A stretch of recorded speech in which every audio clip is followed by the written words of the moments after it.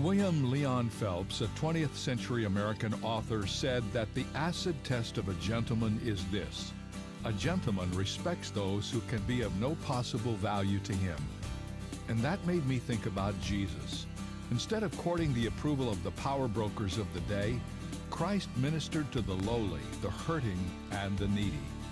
Yes, he was happy to minister to the powerful as well, like Nicodemus, but he didn't seek them out in order to advance his ministry. Phelps' definition made me think about my own life. Am I willing to love those who can offer nothing in return?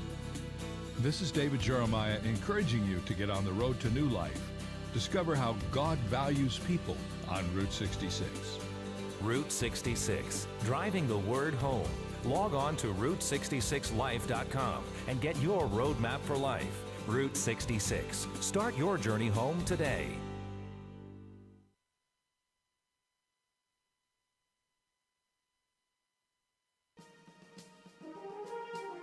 You're listening to 95.9 FM, KMPN Burnett, keeping him close by to Burnett, Marble Falls, and all the surrounding area. Now, from the ministries of the KHCB Network and Camp Peniel of Marble Falls, welcome to a special presentation. This 95.9 FM features the varsity football game of the week with the Burnett Bulldogs. Join in as play-by-play announcer Mark Edmondson brings all the action and highlights of another weekend of Burnett Bulldog High School football. He is joined by Roy Kaiser in order to give all the details of tonight's contest. For those of you who want to hear the regular programming of the KHCB network, go to khcb.org and listen via the internet, or download the free KHCB app to your smartphone or tablet. Now it's time to bring you all the action of tonight's contest on 95.9 FM. So here's Mark Edmondson and Roy Kaiser. It is Mark Edmondson and Roy Kaiser, strangely enough. So it is game number 10 from Bulldog Field. It is the final regular season game. We can say right off up front, we know this, the Bulldogs are in the playoffs, so there is going to be more football, but we've got a regular season finale to take care of. We appreciate you joining us wherever it may be. We got some rain, the weather cooler, and it should make for much more for us, we're inside where it's a little warmer, but it does add another element to this ball game tonight. Game number 10. The Bulldogs 5-4, 1-2 in District 4, 4A D1. They are coming off of a bye week. Their last game 2 weeks ago in that battle into overtime at Brownwood. What a great couple of ball games. The last two, unfortunately, both losses for the Bulldogs.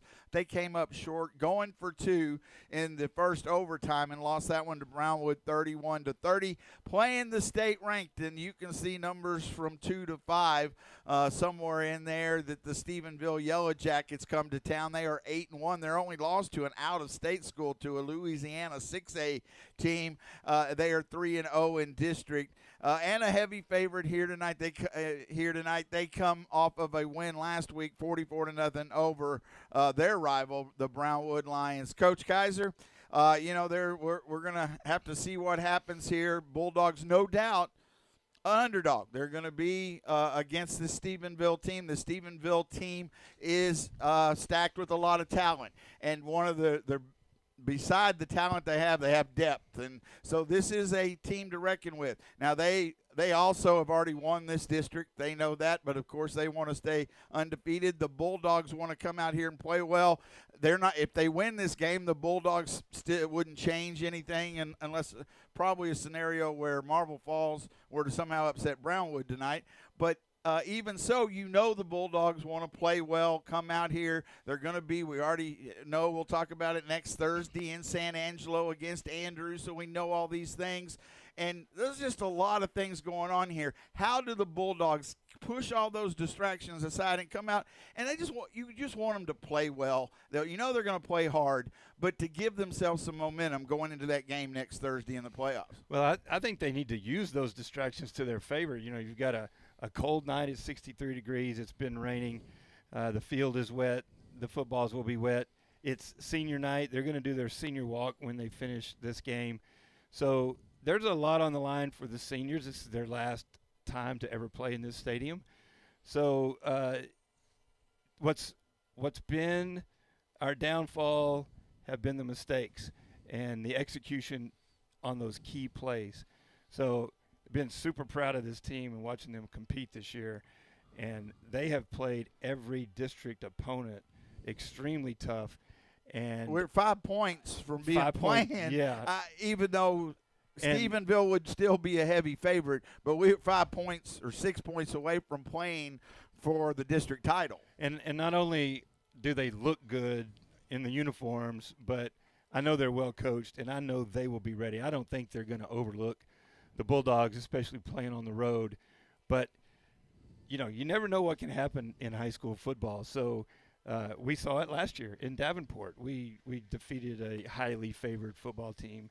A team that went on to win the region last year. And there's no doubt, if you talk to Stephenville, is right now the favorite to win the region as they go in as the 1 seed out of 4A.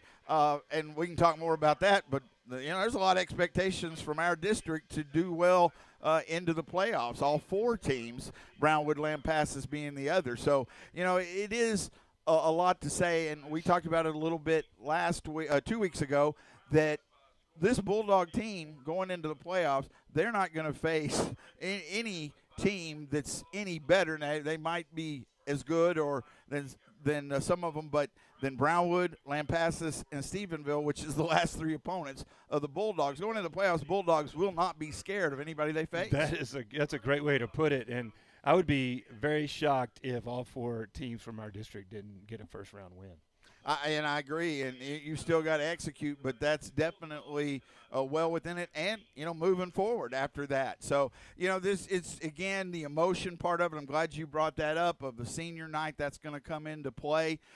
You'll see it. It's, again, so many things. I like the fact, I think we know the opponent next week. That's out of the way as far as knowing we're going to play Thursday, which is a little different, and also how you said using those in our favor. The truth is, Stephenville, you said their coach, they're going to be talking, I'm sure, all week that we're not going to take this lightly, but they also, they have coasted. They in some ways. I watched some of the Brownwood games since it was our off week, and they made a lot of mistakes, and if the Bulldogs can take care, I think that would be just a huge lift. The Bulldogs stay competitive with them, and the longer you stay in a game, then you see what happens. But the confidence level is what I think is going to be so important coming out of this game going into the playoffs. Yeah, and our team should be confident because they've played well.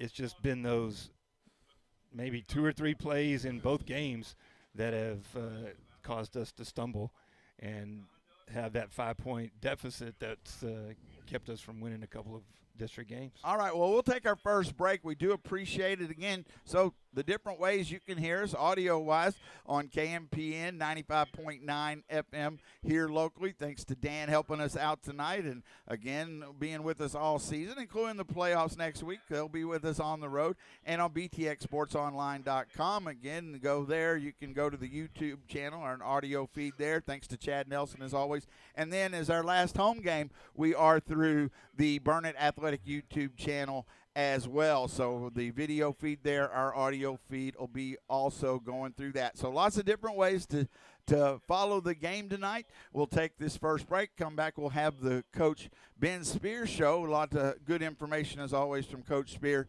You are listening to Burnett Bulldog Football, the Bulldogs and the Stephenville Yellow Jackets on BTXSportsOnline.com and KMPN 95.9 FM. From the files of Unshackled, Pacific Garden Mission presents Free Indeed. One night I drank too much and crashed my motorcycle at 70 miles an hour into a mailbox. The motorcycle kept running without me, without handlebars or a muffler, down a ski hill for half a mile where it dug into the ground outside a supper club. The noise drew patrons out who recognized my bike. Somehow they found me and got me to a hospital. I had a shattered kneecap and a fractured arm. I had lain in the ditch asking God to send someone to rescue me, and he did. A week later, my knee developed a staph infection, and the surgeon wanted to amputate my leg. Again, I prayed, asking God to spare my leg, but regardless, I would still follow him. A year later, I was running on my God-given legs. I was a carpenter like my dad, who worked for the Wisconsin Department of Corrections.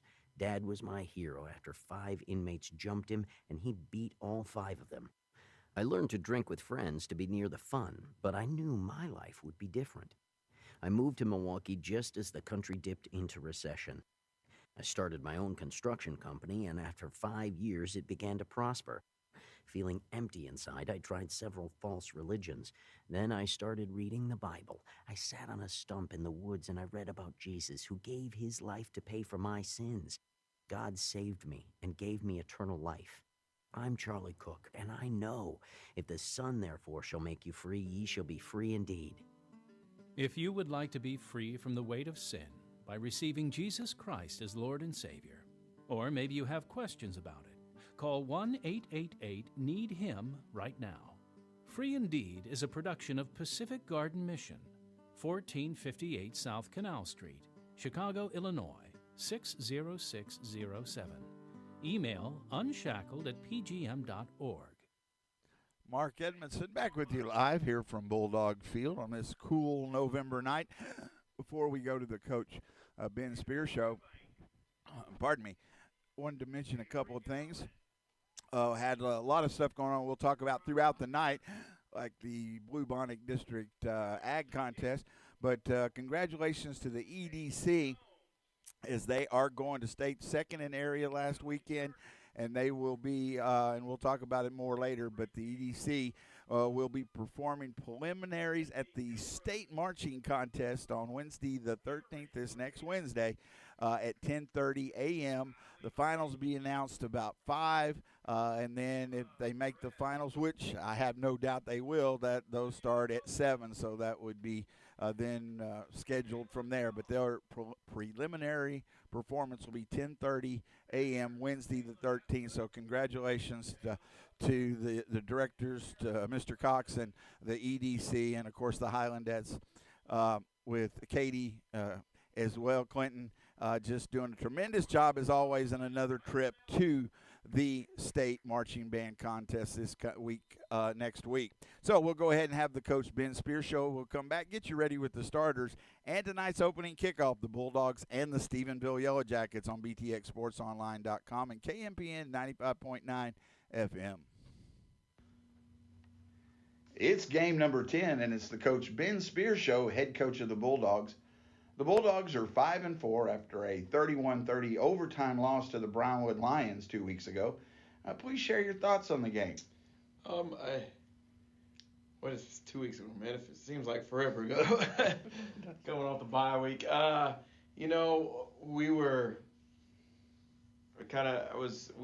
We came out flat, and that was what we were worried about after the Lampasas game, and then losing there in the last couple of minutes, and big rivalry, and game we thought we had a chance to win in the end, and didn't make it happen. And there was a concern coming out flat, and as much as you try to prepare against it, we did. And I felt we were fortunate just to be down by 7 at half, and I thought that was,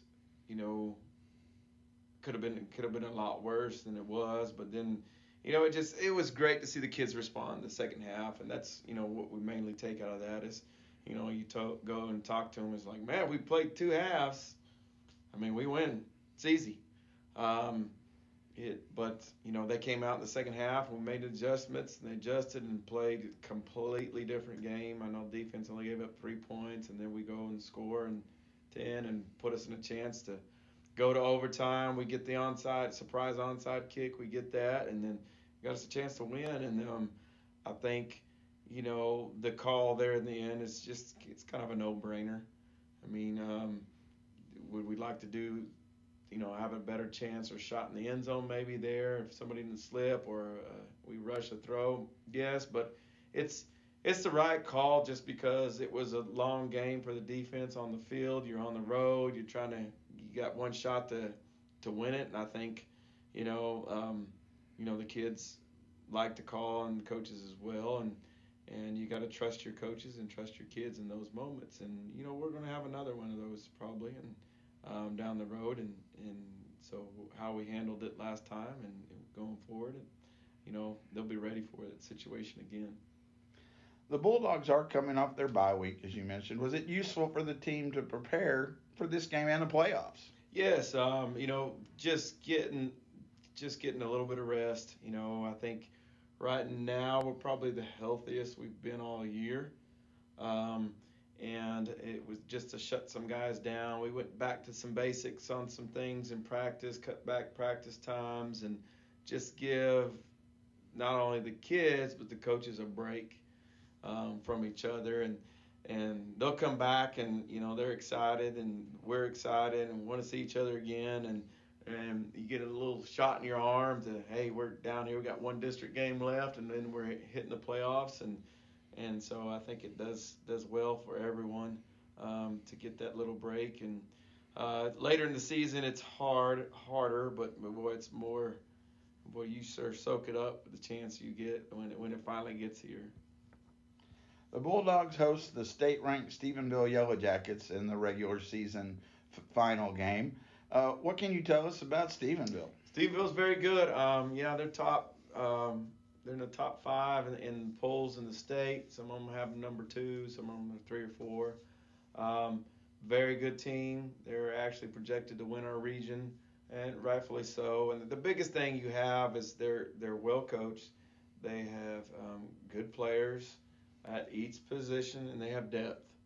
And when you have that, and you sprinkle that with a couple really good athletes and Division I athletes, it gets you're a good team. And so I know Coach Sterling over there has done a great job with those guys. And when it gets down to it, the biggest thing that separates them from the rest of the Land Passes and Brownwoods of the world is the depth. It's the depth they have, and they have kids that play one side of the ball, and in every spot they've got a solid player at every spot, and you can go through their whole lineup on both sides. You're like, well, he's pretty good, and this one, well, he's pretty good too. And of course, then they've got some, like I said, they got some real guys that are going to be playing on Saturdays here in a couple of years or next year, and so that makes them a dangerous team.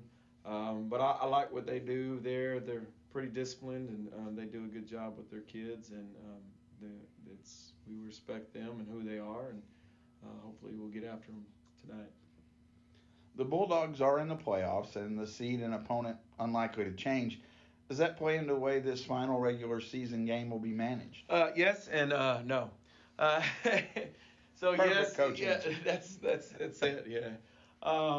And it's a good problem to have, but you at the same time, the no part is like we're preparing to go out and win a game Friday, and that doesn't change, and it shouldn't change. And you've got to get your kids excited about about going out and playing a team, and just talked about, man, when you play, you want to play the best. You want to see where you're at. This is a great benchmark for us, and we think we're a playoff team. We are, but how deep do you think we can go? Well, this will be a good idea for those kids of what those teams that look like these these blue blood teams that have been in it for a while. This is what a championship contender can look like, and so you can put that up against their kids, and so they're excited about. And then the famous words of Coach Brian Wood: "There's no honor in beating a pansy." And there's definitely no pansy, and we don't want it, and we get to go out and see how good we are. And at the same time, you can't deny the fact that you play next week. You play on a Thursday in a short week, and it's what we wanted, but you've also got to be smart and taking care of your kids, because like you stated, the outcome of tonight's game is not going to affect seeding or anything. We can beat Stephenville, and they're still number 1 seed. We're still number 4, vice versa. But the biggest thing you get from it, you want the kids to feel confident in what we're doing and going into the playoffs. And you can do that with a win, and you can do that with a loss too.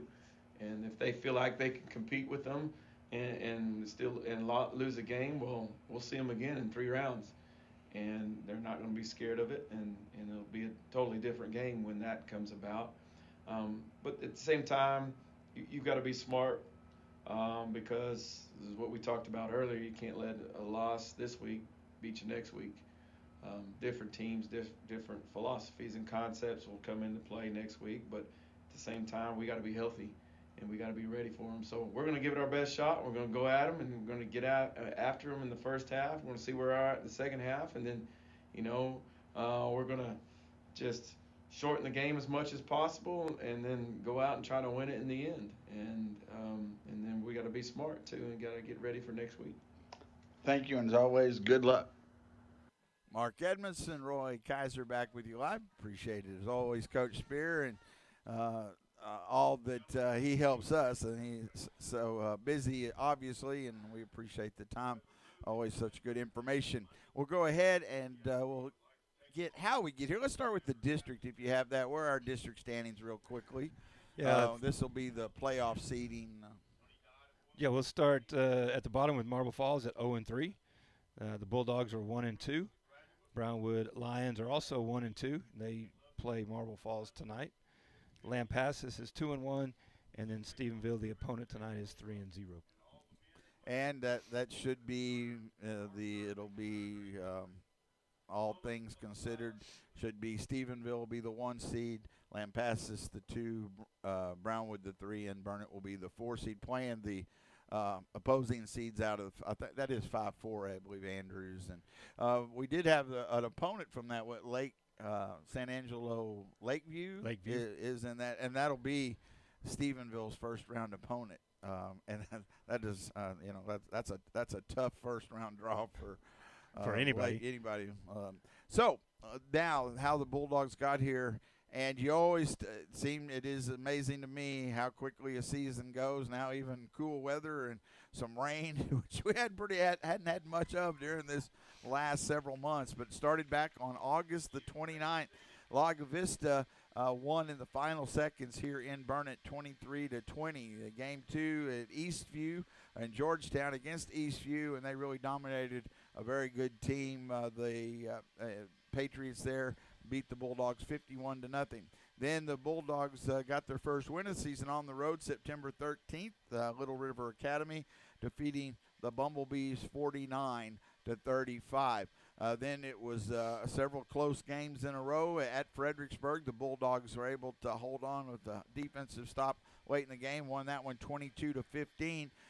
Then Gatesville came to town, a good Gatesville team. Bulldogs really slowed their running game down, their big running back, and were able to get the 23-17 victory against Gatesville. Then Lakeview, the aforementioned San Angelo Lakeview, homecoming for the Bulldogs, 57-14, the win for Burnett. Then Marble Falls started district play, no bye early as it had been in the past. Marble Falls, the Bulldogs won 43-7 in Marble Falls over the Mustangs. So they had been on a 5-game win streak there. And then they did face just a very tough set of games. Lampasas, great ball game. The Bulldogs had the ball past midfield late in the game, trailing by 3. Then were stopped on a 4th down play by the Lampasas defense and lost it 42-38. Then on October the 25th at Brownwood, slow start to the game, as you heard Coach Spear talk about. Bulldogs came back, great second half, went for 2 in the first overtime, came up short and lost that one 31-30.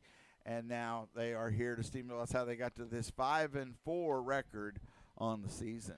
And the Stephenville Yellow Jackets come in tonight's game at 8 wins and 1 loss, 3-0 in district. They started the season at home. They play at Tarleton Memorial Stadium, newly renovated Memorial Stadium. They took on Midlothian Heritage, which is always a good football team, and beat them 38-3. They then played Everman and won 59-21, opponent that Burnett's familiar with. They then played Godley on September 13th and beat them 45-0.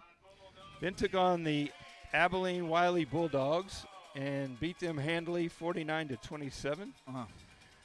Then they took on La Vega in Waco and beat them by 10. That was their closest game other than their loss, 38-28. And then they went, their only loss, they traveled to, Longview High School and played a Louisiana team, Ruston, Louisiana, which is highly ranked in Louisiana, and they lost that game 63-17. When district started, they took on the Mustangs from Marble Falls, beat them 63-0. Then they played Lampasas, beat them 42-31. And then last week's game beat Brownwood 44-0. So, Mark, if things stay the same, we mentioned Lakeview earlier. You know, Stephenville would play Lakeview at their 2-7. Burnett would play Andrews at 3-6. So there's only one game difference between first place and possibly last place in that district, and they play each other tonight.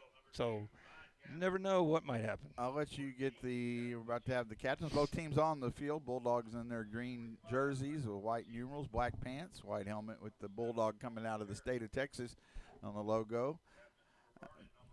Captains for Burnett will be Marcus Pimentel, also Colt Stanford, also Chris Kasner, and Rhett Murray. So those are the four captains for the Bulldogs. For the Yellow Jackets, you have number 45, Hudson Bucci, number 70, Colton Dirth, 14, Jack Bucci, and number 2, Ryan Gafford, the quarterback. A good one, too. On the field, they always, nowadays, a lot of times they have those kind of extra captains. I don't know exactly, but they have two more for the Bulldogs standing near the sideline, Jonathan Ryder and Brandon Westbrook. I'm going to go ahead and start. Let's get the offensive starters and then we'll work in the coin toss for the Bulldogs. It's Rhett Murray at quarterback, 126 completions, 224 attempts, 1,642 yards, 18 touchdowns to 5 interceptions. They've shaken hands at midfield. And Stephenville won the toss but deferred, so Burnett will have the opening kickoff. The rest of the offense, Josiah Coronado at running back, 4 touchdowns on the year, 821 yards on 137 carries. Colt Stanford leading the receiver, 29 catches, 452 yardage, and has 4 touchdowns. The offensive line, Shane Ikonen, Brandon Westbrook, Jonathan Ryder, Nate Torres, Johnny Sharon, and Peyton Shirley, the end. We're going to have the national anthem. We'll come back, we'll get their offense. So we will have our national anthem. We'll come back. We're ready for the kickoff. The Burnett Bulldogs and the Stephenville Yellow Jackets on BTXSportsOnline.com. KMPN 95.9 FM.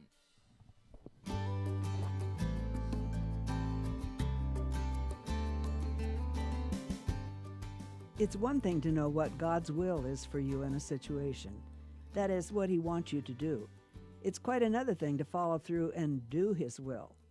In one of his sermons, Bible teacher and author A.W. Tozer pointed out that we have a part to play in doing God's will. God has given us a free will, and we can use that free will either to do what we know God wants us to do, or we can choose to disregard it and do what we want to do. Tozer reminds us, the Old Testament tells us Jacob vowed a vow, and Daniel purposed in his heart. Above all, we have the example of the Lord Jesus, setting his face like flint and walking straight ahead toward the cross. Each of these from Bible times made up their minds that they were going to do what they knew God wanted them to do. God doesn't force us to do His will, yet the free will God has gifted to each one of us can be firmly set to do what pleases Him. It's a decision we make. God's will or my will? After God's people, the Israelites, under the leadership of Joshua, had entered the Promised Land, Joshua realized he was soon going to die. So he gathered the leaders of the nation together and challenged them, "Choose you this day whom you will serve." God presents that same choice to each of us today. Who will you serve, the supreme eternal God or the God of this world?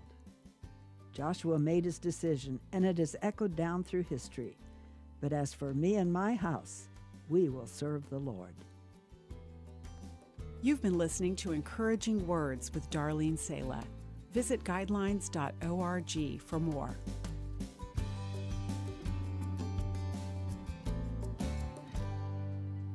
Mark Edmondson, Roy Kaiser back with you live on BTXSportsOnline.com, KMPN 95.9 FM, and again through the video feed on the Burnett Athletic YouTube channel.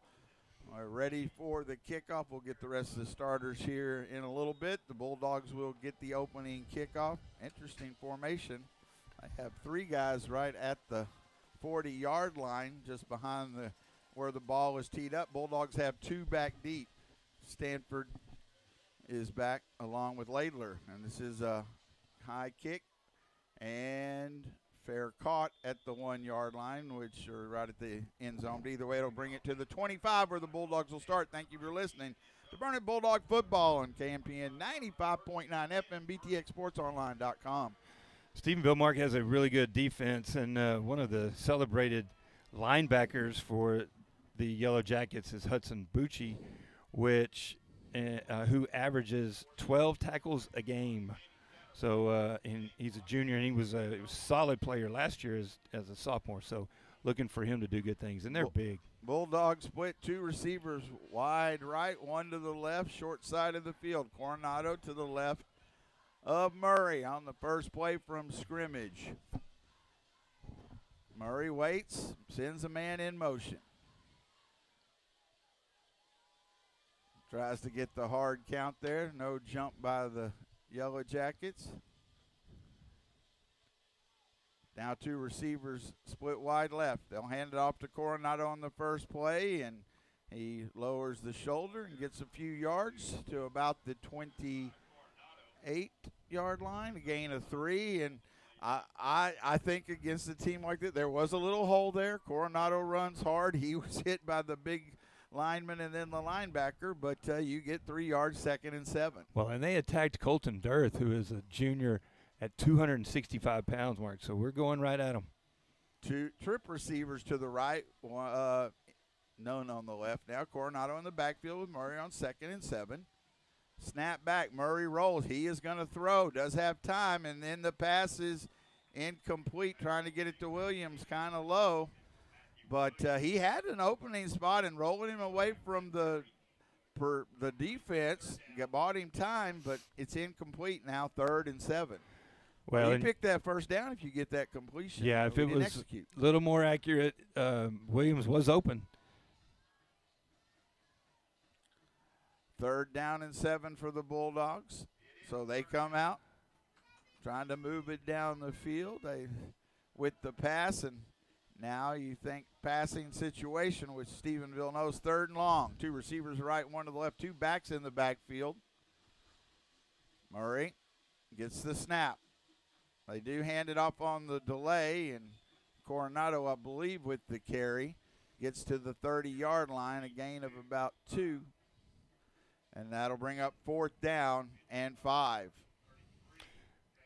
Yeah, so quick 3 and out, Mark, and really able to get the ball out to our own 30. Yeah, and I'll be honest, Stephenville, watching that game, they were very aggressive against Brownwood. Played pretty, and now it's early in the game, but played it pretty straight up, and Bulldogs couldn't take advantage. But they have a lot of men at the line. See if they rush this punt. They do come at it, but later able to get it away. A high kick, short one, and it's going to go out of bounds, I think, before midfield. Got a bit, might have rushed it a little bit as they did bring extra men.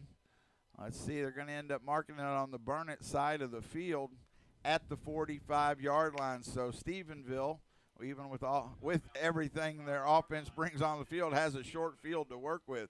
They start at the Burnett 45.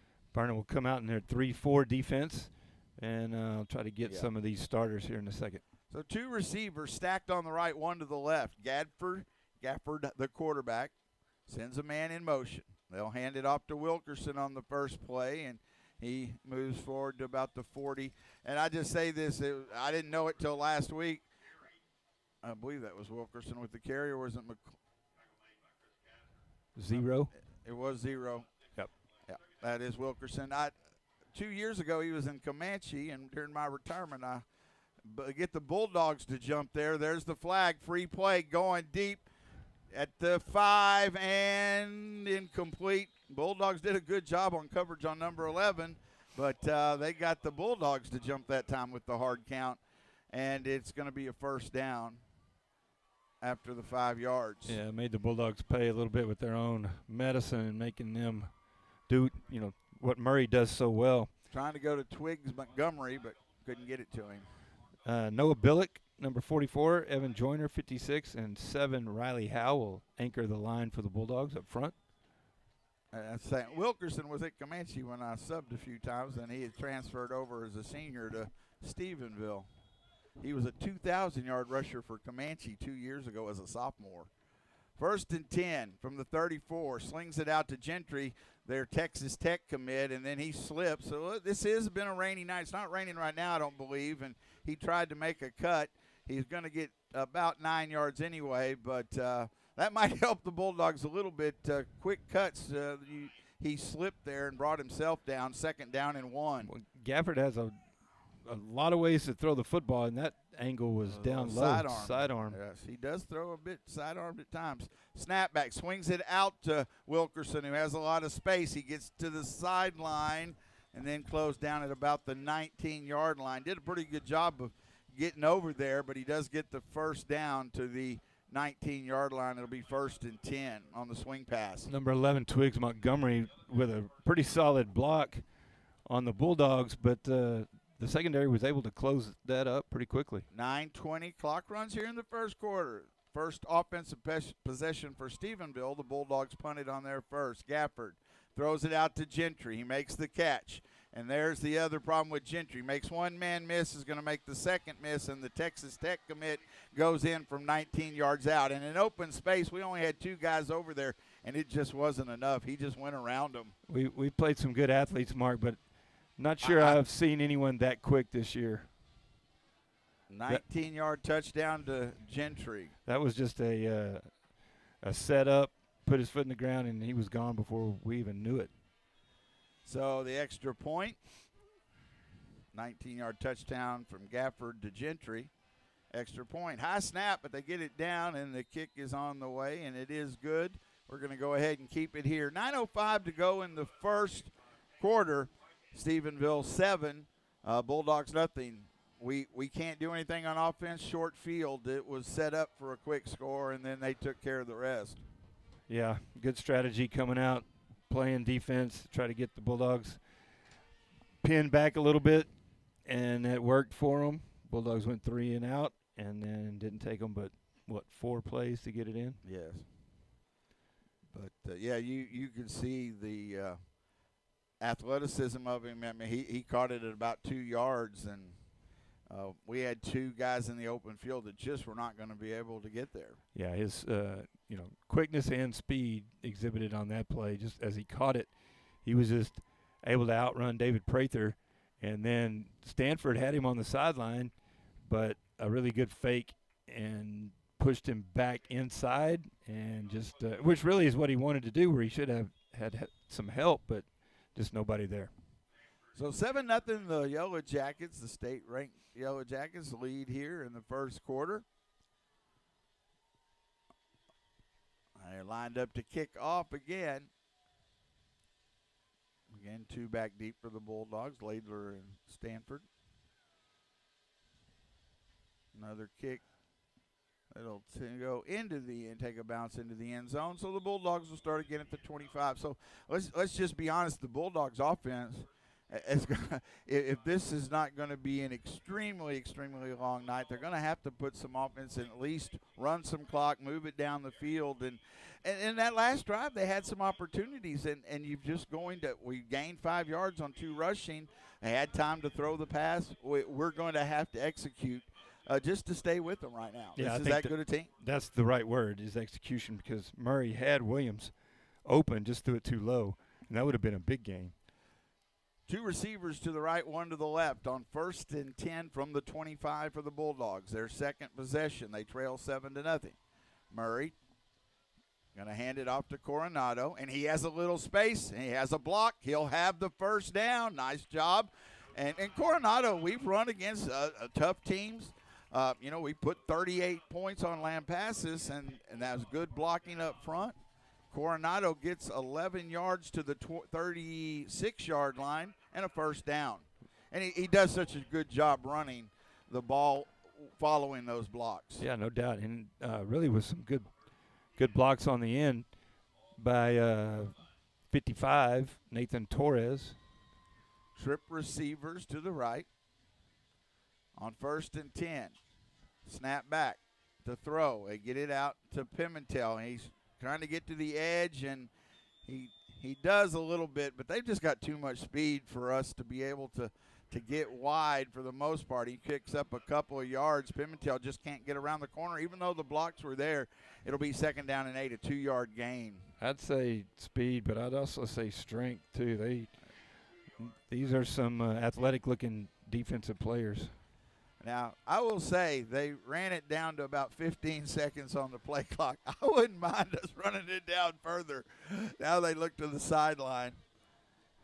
It is 2nd down and 8 at the 38. I mean, that's just the kind of game you're going to have to try to play against a team of this stature. Murray to throw, and he does get it to Stanford, who goes down immediately. I was afraid he got hurt for a second, but he gets up. He makes the catch and goes to the ground at the 42, 43-yard line. That's a gain of 5. Bring up 3rd and about 3. Yeah, I was with you. I thought maybe he slipped and hurt himself, but was able to get up and next play. And that might have been what he was trying to make that turn to get more yardage. But so 3rd down and 3 from the 43. 2 backs in the backfield. They're going to keep it to Pimentel, who does a nice job of finding the block, still on his feet, gets to the edge this time, and he'll get past midfield. A good job of running the ball, following the block. Pimentel, and I thought we might see a little more of this. Pimentel was in the shotgun, and he gets it down to the 41-yard line of the Yellow Jackets, so that should be a 15-yard gain. Let's see, it was 16-yard gain for Pimentel on the run. 1st and 10 at the 41 of the Yellow Jackets. Yeah, really just nice run, able to pretty much do that on his own. 2 receivers to the right, 2 to the left. Murray is back in the backfield. He gives it to Coronado, and that is always the concern, I think, watching that game last week, is now they just bring more. If they've been playing pretty much straight-up defense, but they have brought extra and a loss of yard to the 42-yard line. So you got to be prepared for that. They've just got as you said, so many athletes. They can bring the linebackers, or if they need help from the secondary. Well, you're looking at Dearth at 265, and then who's next to him? 2nd and 11. Sorry, 3 receivers to the right. 1 man goes in motion. That's Howell. He sets up in the backfield. Now they look to the sideline. Now under 10 seconds on the play clock on 2nd and 11. Now Murray's got to get it off. 1 second, and we don't get it off. Now, when I said that, but at that point, Murray's got to look up at the clock at 4 or 5 seconds, and you got to go. Let's see, they did get the timeout. The sideline saw it, so it's no penalty because we just can't afford the extra yards. We're going to keep it right here, 7:01. This is a good drive. You're trying to, again, we've run a little clock here, trying to get down. The wind is with everything kicked up, but everything seems a little calmer now, not raining. 7:01 to go. Stephenville leads here in the first quarter. Yeah, the coach is not happy about that play, and at this point in the year, last district game, you've got to be aware of the clock, and that you may need that timeout later on. So the Bulldogs in this have mixed it up, been able to run and pass a little bit. Now you are in 2nd and long. But now you're past midfield, almost certainly. I would say most of the night. The first drive, you were backed up deep. But 4-down territory is going to be pretty liberal tonight, wouldn't you think? I would, yes, I think so. I agree. Now, after that play with Stanford, Mark, he has not come back on the field. So hopefully he is okay and can return. It did look a little just odd there. 2nd down, we're in the diamond formation. The 3 backs, Laidler the back behind Murray. Snap. Then they're going to throw it out to Laidler in the flat. Can he make a man miss? No. And he's still on his feet, but then loses more yardage. I think they're just going to have too much the swing pass out there for behind the line of scrimmage. They just have too much speed to get there, and it's a loss back to the 45. And it's 3rd and about 14 now. Yeah, they have. We got to go downfield. Too much speed and too much discipline. They're not going to get fooled by that. Third and long, third down and long. Trip receivers to the right. Coronado is in the backfield with Murray. One receiver to the left on 3rd and 14. Murray gets the snap back. Here comes pressure, throws it, and incomplete. And big hit there. Pass a little high, and unfortunately the Bulldogs' number 2, Kaysen, going back to his brother, Kaysen O'Hare, had to go up high, and he took a hard hit there. We are bringing the punting unit on, trying to flip the field here.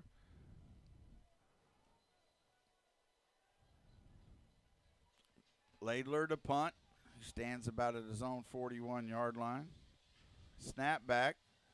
He just gets it away. I thought it might get blocked, and still going to be a short kick. They had pressure, and they had one coming up the middle. I think he was surprised he didn't get it. Well, that was Jackson Richmond, who is 6'5", coming through there, and probably could have easily blocked that if he had been given full effort, but not sure that was the intent. But it only goes to the 30-yard line, so our punting game has been very good during district, but short kick there, so only gain about 15 yards.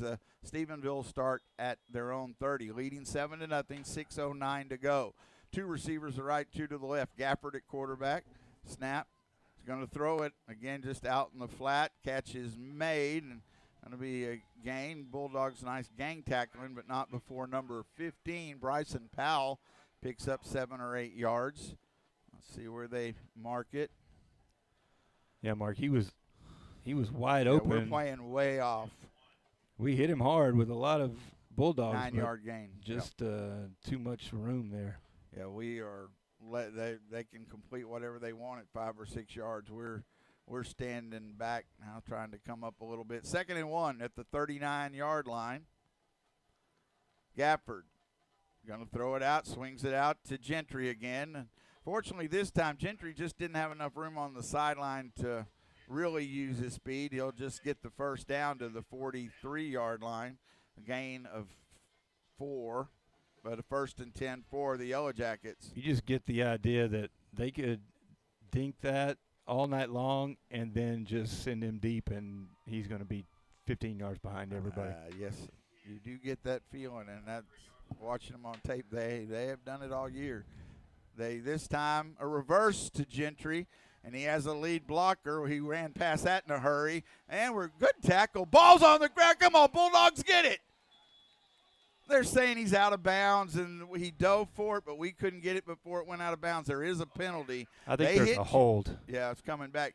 Gentry ran past his own blocker, but they hit him hard. Good job there, but unfortunately Bulldogs aren't going to get the ball, but this should come back. It's got to be against Stephenville. There's no Bulldog over here for a penalty, I don't think. Oh, it was a fantastic tackle by Williams, Mark. He just stuck his helmet right on the football. That's when the ball came out. And jarred it loose. And we couldn't get to it before it went out of bounds. Yeah, we dove for it. But what a big turnover that would have been. And we have not been able to get a lot of those this year. But that is a great hit on a Texas Tech commit. That's true. So Jack Bucci was the receiver that held on that play. And I think he held Marcus Pimentel. No, it was someone else. I think it may have been Laidler. It was a double reverse, I think, before all said and done. They handed it off or a fake back there and pitched it to Gentry, again getting it in his hands. So, but where they mark it from, let's see, they put it back to the 42. So are we about the spot where I think it's 1st and 10 again. So essentially back, but the flag was much behind that. Then they jump. Now, the Yellow Jackets in that first half against Brownwood had 5 or 6 false starts. They weren't very disciplined early. And I don't know if that is when you have so much talent, sometimes you might let someone. But they just jumped here, so 2 penalties in a row, and the Yellow Jackets take it back to the 38. Well, they seemed quite loose in warm-up before the game. So 1st and 15 now. They're on 38. Gafford. He'll hand it off to Wilkerson up the middle, and there's a big hole when he's hit hard. But he'll get the first down as he picks up about 18 yards to the Burnett 44-yard line. Bulldogs hitting hard, but unfortunately after a lot of yardage given up. So 1st and 10, Yellow Jackets hurried up a bit. They're at the Burnett 44. 4:55 to go here in the first quarter. 7-0. Yellow Jackets lead. And that's been a strength of the Bulldogs all year, Mark, is going against good running backs. We've done a good job against them. 2 receivers to the left, 1 to the right. I hand it off to Wilkerson again, and he stretches it out. Gain of going to be past 5-6 yards. He gets down to the 37-yard line. They call it a 7-yard gain. 2nd and 3. Mass substitutions by both teams as Wilkerson goes out. They bring in Zyler McClendon, their second leading running back. 2nd and 3 from the Burnett 37-yard line for the Yellow Jackets. They lead 7-0 here in the first quarter. Gafford now looks to the sideline. Now back in shotgun. Snap back. He'll hand it off to McClendon up the middle, and he's hit hard, but he'll pick up the first down. They just find that hole, and they go right up the middle and fast to the, looks like the 30-yard line. Gain of 7, but a first down. Yeah, that's a big offensive line, too. 58 is 280. 65 is 275. So, you know. And it's showing. Oh, no reason you're 8-1. 2 receivers to the right, 1 to the left. McClendon to the right of Gafford. Gafford to throw. And on the left side and wide open again is number 11. He's taken out of bounds inside about the 15-yard line. That was Twiggs Montgomery with the catch to the 14. And that's a gain of 16. Just a really solid route by Montgomery as he just stopped, and our defensive back Williams just kept backpedaling, and you've got to respect his speed, but then he's just wide open, and Gafford had to come out. Gafford found him. I bring in somebody late for Montgomery. Well, he got tackled pretty hard. Yeah, he did. Got hit hard there. 2 receivers to right on 1st and 10 at the 14. Gafford to throw. And right near the end zone, but the catch is made, and that's to a different receiver. That's 85, Jet. They got some great names. They do. Banilos, who's 6'3", 170, a tight end, and he gets it to the 2-yard line. That was the replacement for Twiggs Montgomery. He had to fall as he caught it, so it's down at the 2. But it'll be 1st and goal for the Yellow Jackets. Wilkerson, the running back. Gafford waits for the snap. Gets it. He hands it off to Wilkerson. Wilkerson following his blockers, and he goes into the end zone for the 2-yard touchdown run. He's had at least 14 touchdowns on the year. I'm not sure what his total was after last week, but Wilkerson takes it in from 2 yards out and gives the Yellow Jackets a 13-0 lead with the extra point to come. We'll take a break after this extra point. 2:32 to go here in the first quarter. Number 10, Cade Whitehead to kick the extra point for the Yellow Jackets. Snap is good.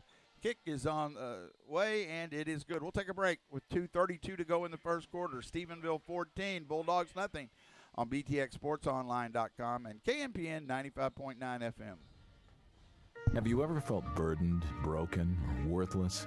The other day I was digging through my wallet and came across an old wrinkled $20 bill.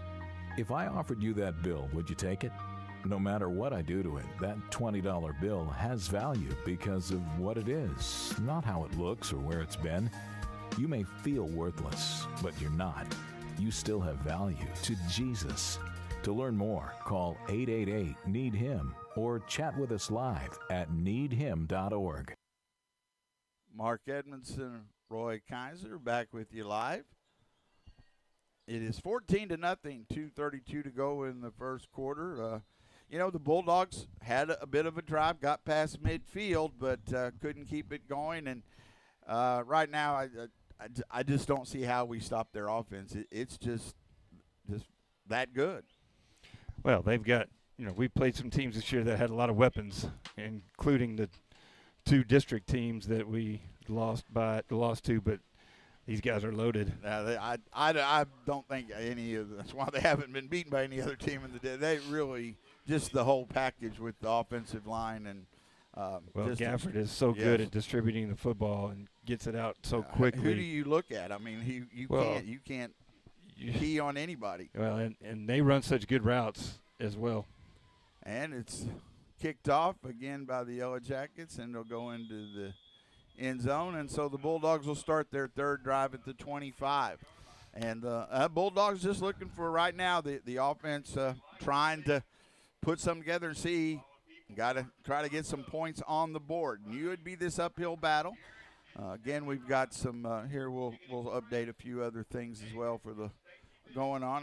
Mention congratulations to EDC. You're going to the state band marching contest for a marching contest at Alamo Dome in San Antonio next Wednesday, 10:30 a.m. How about a.m. preliminary performance? All right, 1st and 10 for the Bulldogs, trailing 14-0. 2 receivers to the right, 1 to the left. Murray in shotgun. Waits for the snap. He gets it. He's going to hand it off. And I think is that Lopez in now? It's not Coronado. I believe that's Peyton Lopez. Yes, Peyton Lopez with the carry. And he gets about 2 yards to the 27. I like that switch there. Lopez runs so strong behind his shoulder pads that might be a good change of pace. Well, and I do think also this is part of the management. He's been playing regularly in games, but the Bulldogs are in the playoffs playing next Thursday, so you're going to want to use all your players to help manage that as well, as Coach Spear talked about. 2nd down and 8 from the 27. 2 receivers to the right. Man goes in motion. Snap back. Murray rolls. Pressure comes. He gets rid of it. Catch is made by Pimentel. Going to be short of the first down. Murray did a nice job to stand in there. A little bit of delayed blitz, and they came fast, but he gets it near the first down marker. The catch to Pimentel to the 33-yard line, a gain of 6. Yeah, he did a nice job of standing in there, and he got hit as he threw it and put it right on Pimentel. Murray. That is Murray at quarterback, right? I don't make sure. It is. On 3rd and less than 1. Snap back. No, it's a direct snap. It was to Lopez. That's Lopez. Yeah. He was in the backfield. 2 were in the backfield. I think Murray was there too, but they directly snap it to Lopez, who gets it to the 36 for a first down. So nice job. I don't know if he was really in the quarterback position. They just snapped it to him and got the yardage. So good job there. Move the chains. Under a minute to go here in the first quarter. 1st and 10 at the 36. They just need to find ways to move the football steadily down the field, and maybe you can break a long one here and there.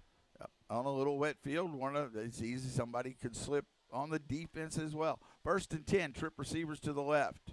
Going to swing it out again. And I don't think was that Lopez coming out of that? Whoever it was, he does not want that swing pass again. Is that 14? No, it's not 14. It is 14. Cohen Jorplin, he got hit about midsection as he caught the ball. I'm glad he hung on. Nice job to do that. But by that time that pass got there, the defender came up and closed that out. It's 2nd and 10. It was a completion for no gain. We will go to the second quarter. It'll be a 2nd and 10 for the Bulldogs as they trail 14-0 to the Stephenville Yellow Jackets on BTXSportsOnline.com and KMPN 95.9 FM. A lot of people dismiss the Bible and the teachings of Jesus Christ as irrelevant. That, says Billy Graham, is dangerous. It may be one of the factors in the alarming increase of crime in this country. It is certainly one of the basic factors in the lowering of the moral tone of the nation and for the reckless pursuit of pleasure of every kind. But how can words that were written or spoken thousands of years ago change anything today? What is it about the Bible that can help us here and now? Here you have the answer to the world's problems today. Thou shalt love the Lord thy God. Thou shalt love thy fellow man. That teaching is not out of date. It is absolutely relevant today. It is the only way in which the world's problems can ever be solved. Want to find out more about God's timeless teaching? Go to findpeacewithgod.net. That's findpeacewithgod.net from the Billy Graham Evangelistic Association. Mark Edmondson, Roy Kaiser, back with you live. BTXSportsOnline.com, KMPN 95.9 FM. It'll be 2nd and 10 for the Bulldogs. They're at their own 36-yard line. They trail 14-0. Get you a station ID here in just a moment as we near the top of the hour. This is an important series, Mark. Bulldogs need to find a way to at least keep the football for a while. One receiver split wide right, one to the left short side of the field. Murray gets the snap. Going to throw it out in the flat. Williams makes the catch. But, again, their defense is so good. Williams, a very good football player after the catch, but just couldn't go anywhere. He's going to pick up yardage to the 40. It's a 4-yard gain. But on that play, he's trying to get out of it.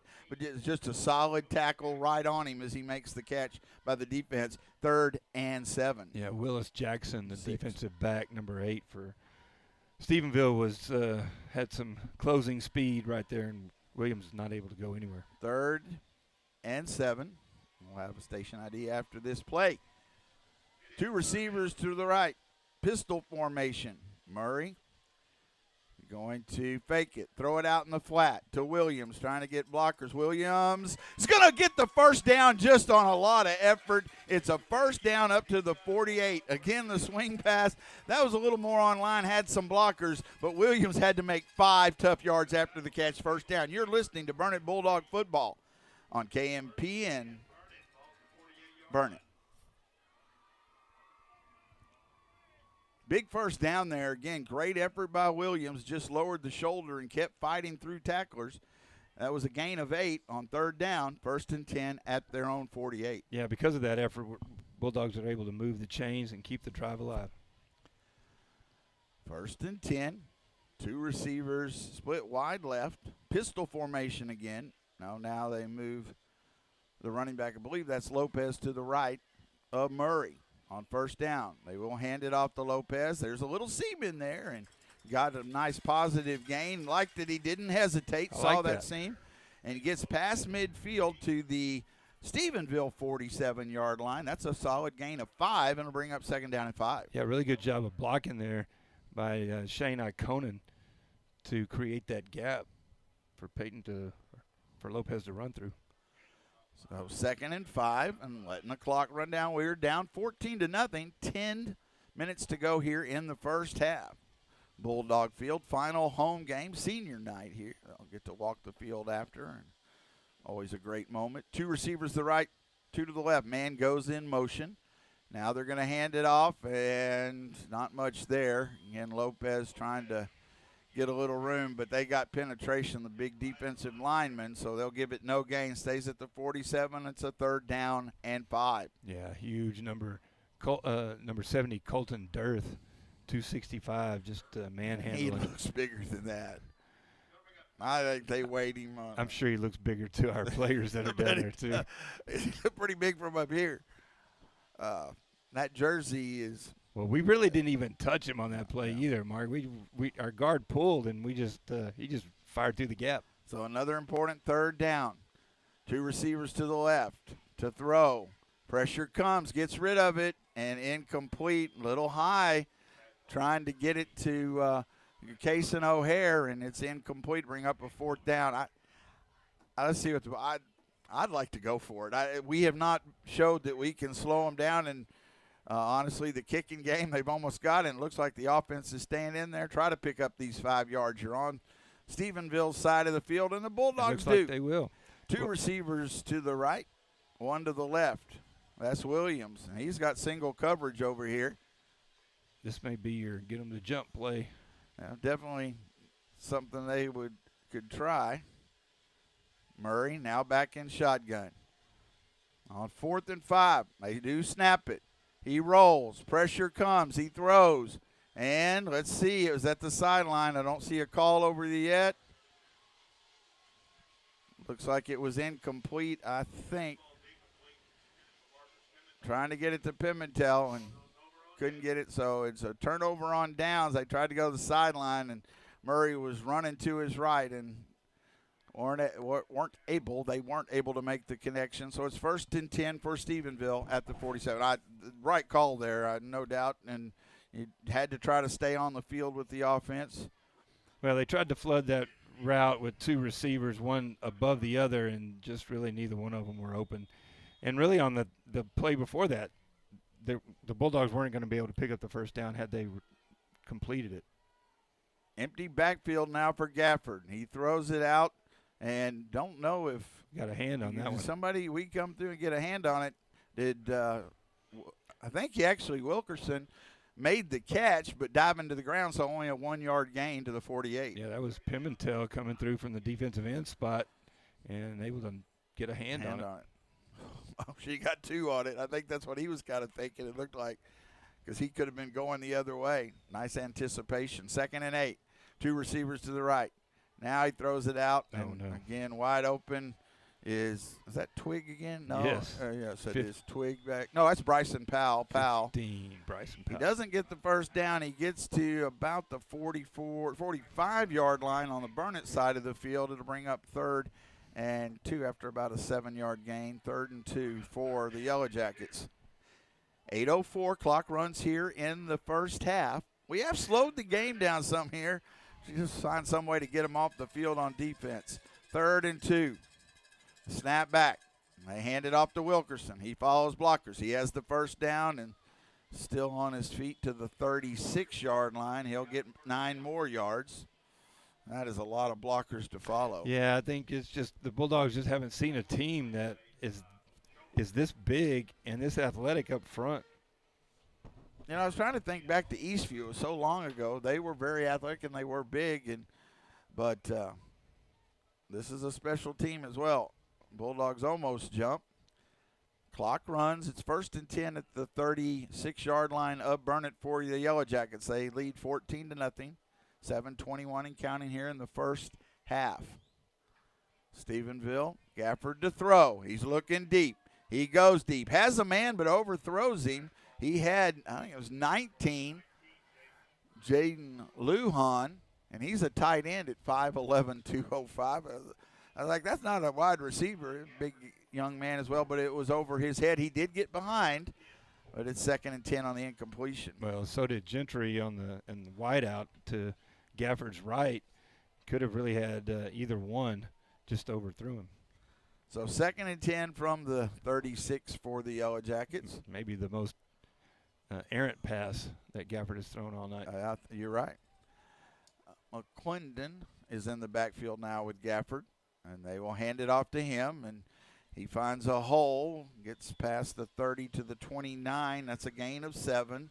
Yeah, we're just not able to get any kind of contact there. That big line is opening up holes, and the running backs are just finding they're 4, 5, 6 yards, and then looking to make their move for more if they want to.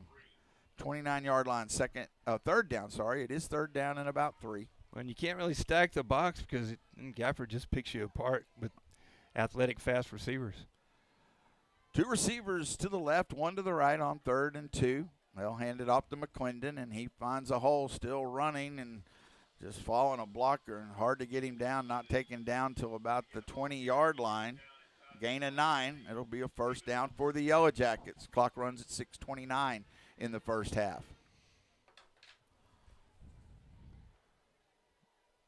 They're talented, Mark, but they're also relentless.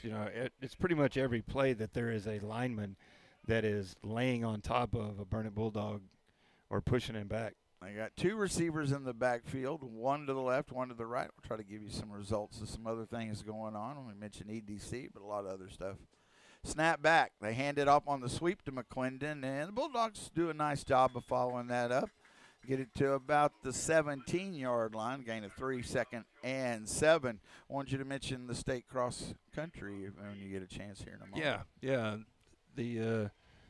The the boys cross-country team competed last Friday at the state cross-country meet in Round Rock and came up with a 7th place finish.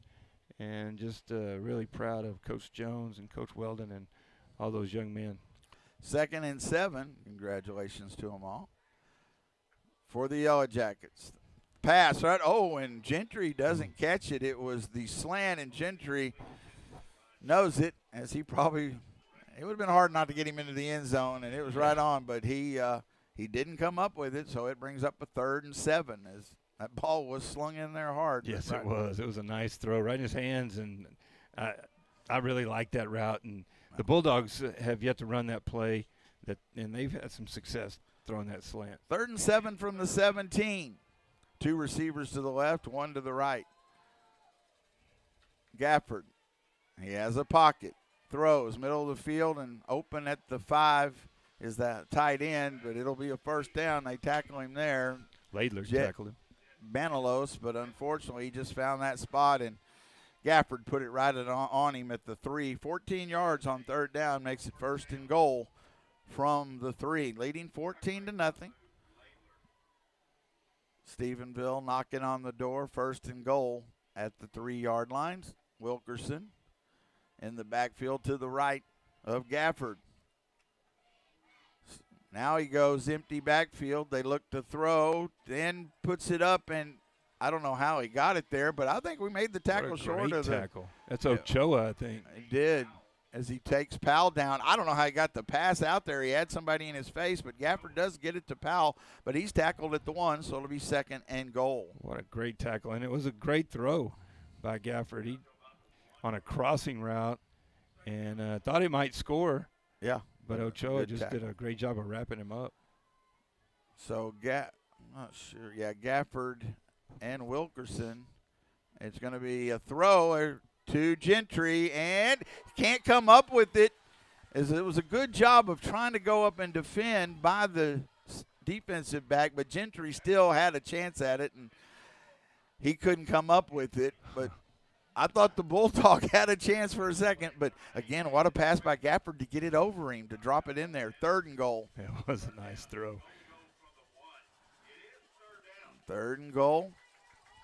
Gafford, this time he hands it off to Wilkerson, who goes in for the 1-yard touchdown run. Yeah, I think they were just trying to get Gafford a touchdown through the air, but they didn't really have to. Yeah, they knew they could come back to it, and that was going to be very hard to stop, and it was. A 1-yard touchdown run at the 4:22 mark of the 2nd quarter. Did run a lot of time. Extra point to come here. Then we'll take a break. The snap is back. Hold is good. Kick is on the way, and it is good. We'll take this break with 4:22 to go in the first half. Stephenville 21, the Bulldogs nothing on BTXSportsOnline.com. KMPN 95.9 FM. Hi, this is Pastor Greg Mott with your Difference Maker moment. Have you ever done something really bold for a person you love? Jesus did the boldest thing ever when he suffered and died on the cross. Every step he took to the cross of Calvary was a step that said, I love you. Hebrews chapter 2 verse 9 says that he was made a little lower than the angels for a short time so that he might taste death for everyone. He was beaten, humiliated, denied, and abandoned, all because he loved us with an everlasting and compelling love. When Jesus gave up his life for love, he changed the course of history. His love for us is personal, so personal that our names are written on the palms of his hands. He does not have love for us because we're great people or do great things. His love does not decrease or increase. We have not earned it, nor do we deserve it. And my prayer for you today is that you will feel loved by God in a way that you've never felt before. For more about Pastor Greg Mott and how to be a difference maker, visit beadifferencemaker.org. Mark Edmondson, Roy Kaiser back with you live. Stephenville to kick off. They lead 21-0. This one's going to be returned from the 2 to the 10. Trying to get to the outside at the 20, about the 22 or 23-yard line. Actually, the worst field position of the night for the Bulldogs as far as starting position. They'd started all the others at their own 25. So, wanted to mention also that 25 kids and 5 teams qualified for the area contest and on November 20th in Kerrville from the Bluebonnet FFA district. This is a leadership development event. So I'll get to the placings here in a minute. So congratulations to, of course, Brandon Evans and all the ag teachers and all the success of the kids as that continues year in and year out. 2 receivers to the right, 1 to the left short side of the field for the Bulldogs. They trail 21-0. The handoff, giving it to Coronado, and he had 3 big young men pushing back. After he gets maybe a yard gain, I give him 1 to the 24. Well, that's 45. Hudson Bucci that we discussed earlier in the game. It's averaging 12 tackles a game. He was right on top of that. Give him to the 23. I'd started at the 22. So 2nd down and 9 from the 23. 3:47 to go in this first half. Score from Brownwood and Marble Falls. Brownwood 21, Marble Falls 14. Wow. 2 receivers to the right. They hand it off to Coronado. He's looking for space and, again, running hard and then pushed back by about 5 or 6 guys. They do everything very well. Coronado does get past the 25 to the 26 and makes it 3rd down and about 6 to go. You know, that Brownwood team, we talked about how games affect one week to the next after they got beat handily last week by Stephenville. You know, there might be a little of that. And Marble Falls playing in their final game of the season. And so. Yeah, and that game's in Brownwood, too, so Marble had to travel. 3rd down and 6. Bulldogs trying to move the chains. They're at their own 26-yard line on 3rd and 6. Trip receivers to the right. Sends a man in motion. Murray waits. Gets the snap. He rolls. He got to get rid of it. And can't get it to the receiver. Do we have somebody open down the field, it looked like, but he never saw him, but incomplete, and the Bulldogs going to have to punt it away with 2:36 to go. I wasn't sure he was going to get the pass out. It got bunched up in there, but he got it out, but incomplete, 4th down. You know, all year the Bulldogs have been able to manage these 3rd and 5s, 3rd and 6s, but against this team it's just tough. 4th down and 6. Laidler on to punt. And they, again, have 9 guys at the line of scrimmage. Standing up. Yep. Snap is back. He does get it away. And it will be returned. There's a flag. So good open field tackle by the Bulldogs. And I think this gets some extra yards. I think was that Howell? Number 7. I think it was Riley Howell. Yes, made a good open field tackle. Flag on the play, I think, will be against Stephenville, which should move them back a little further. They are down at their own 42 right now. Wanted real quickly, Green Hand Skills got 2nd for the FFA of the FFA teams. Radio Broadcasting 4th, Junior Quiz 1st, Senior Quiz 2nd, Public Relations 2nd, Green Hand Creed 4th and 9th, Ag Advocacy 1st, and Senior Creed 5th and 9th. Again, they'll have 5 teams qualified for the area contest to vie for the state contest. Congratulations to all the FFA students and their sponsors. Still discussing this, a long discussion about. Yeah, it really is. Because they're still, the flag came out early. He seemed pretty sure of it. 2:27. Bulldogs not able to run a little more time off, and Stephenville will get the second half kickoff.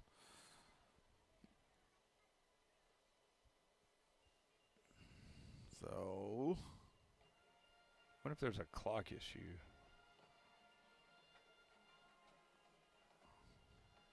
If there's too much time on it right now? Yes. Hold.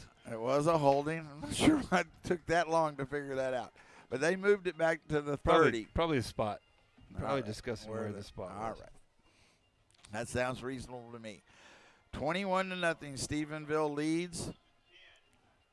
And they have the ball at their own 30-yard line. Two receivers to the right, one to the left, short side of the field. Believe that's Wilkerson in the backfield with the quarterback, Ryan Gafford. Gafford gets the snap. He'll hand it off to Wilkerson. He's hit hard and pushes forward to about the 32. Double check that is 0. They might be changing some backs. I don't want to get it wrong. A gain of about 2. No, it was right. Wilkerson. So 2nd down and 8 at the 32. Snap back. Gafford to throw. Set up in screen to Wilkerson, and he is still on his feet. Looking for room past midfield all the way down to the 40-yard line. They give him the 39. So just a little screen. Bulldogs came. Wilkerson had blockers, and he picks up a big gain to the Burnett 39-yard line. Clock runs at 1:50. It will when they stop for the first down. It'll start back up, and has two receivers, the right, one to the left. And now we have a timeout. That was an interesting play. They didn't have the chain set. It was an interesting play on that screen, Mark, because they had trip receivers on the right side who really ran out like they were going to be the blockers on the screen. But then they send the lineman out. And, Mark, the Bulldogs should have had that play for a loss, Wilkerson for a loss. But because one of their linemen just slips and falls, and so he's basically running on his own. All right, I think it was a chain issue. So they get the chain set. Stephenville coach discussing it with the referees. 1st and 10 at the Burnett 39-yard line for the Yellow Jackets, leading 21-0.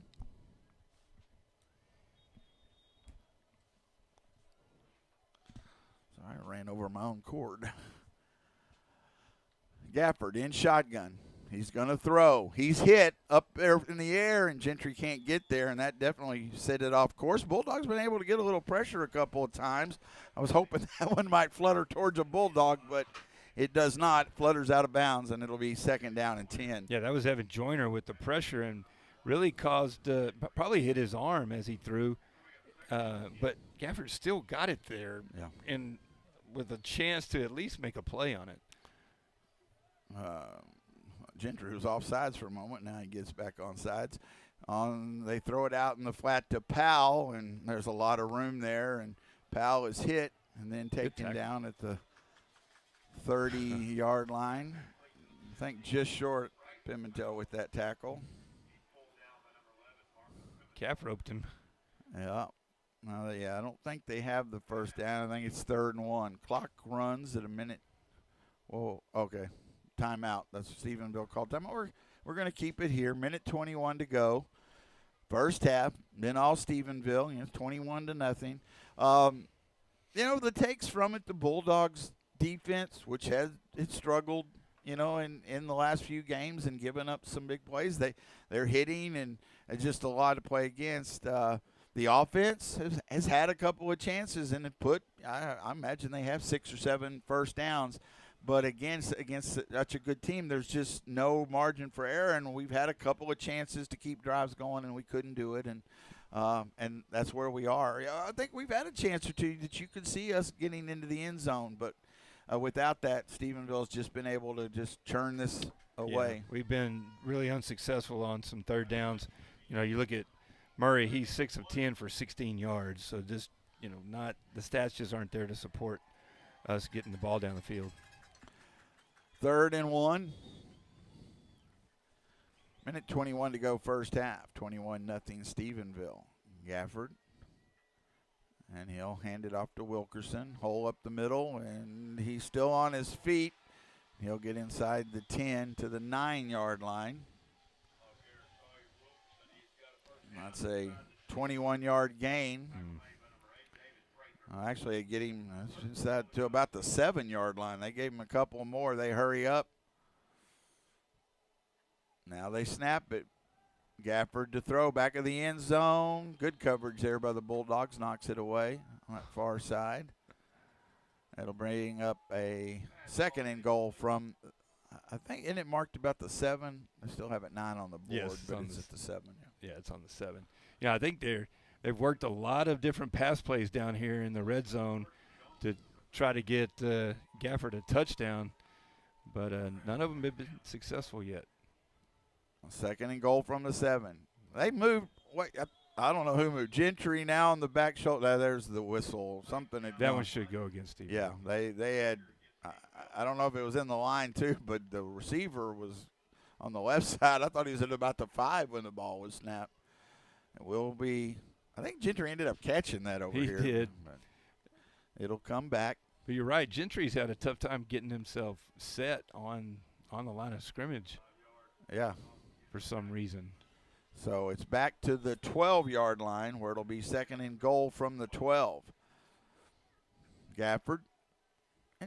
Wilkerson, you watch him, and he is tall, and even a few years ago I saw him play. He's real stand-up, but even in the backfield, he doesn't lean over. He's standing, and now they hand it off to Wilkerson. Bounces to the outside, another move, but a good open field tackle at the 9. Another flag. I think we got another hold, maybe. I would think that's a hold. Yep, there it is.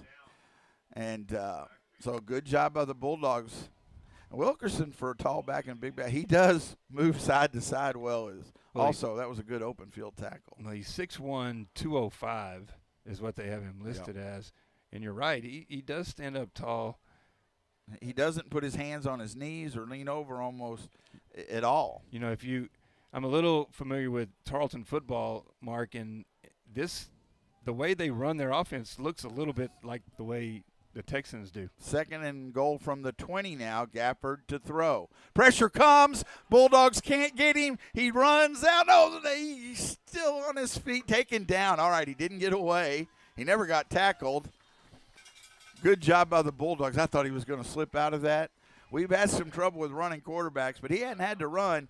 But a nice job in that. They use their timeout, I believe. Ends up being a tackle for a loss to the 21-yard line, 21, a loss of 1. They did stop the clock at 41 seconds. Yeah, the Bulldogs had probably 3, 4, 5 chances at him, and still never I was ready really to got say him down. tackle, and he was still moving. But they did wrap him up. The first shot at him, I thought he was going down, had a good shot at him to take him down for about a 5-yard loss. Yeah, and that was Pimentel, the first one to get to him.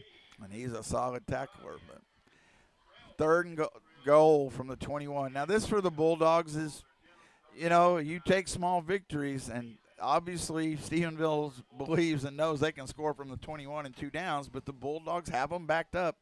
If you could get a stop here, it would be something. It would be you.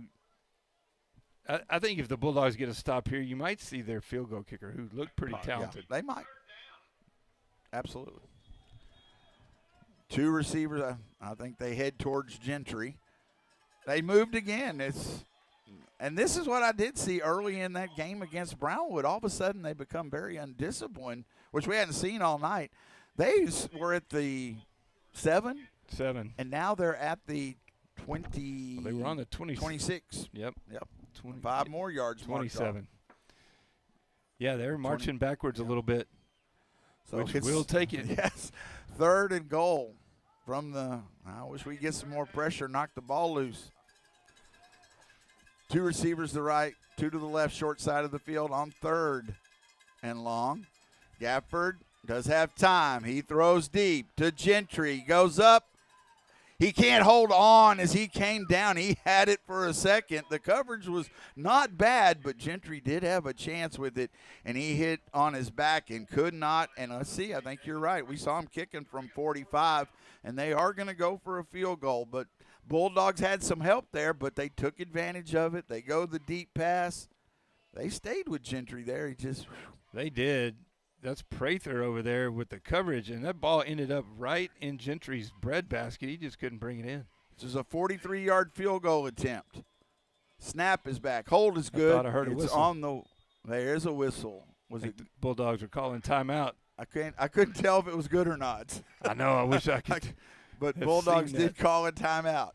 I don't know if they wanted to change something, or is this the old we're icing the kicker? And the kicker, I believe, is number 10, Cade Whitehead.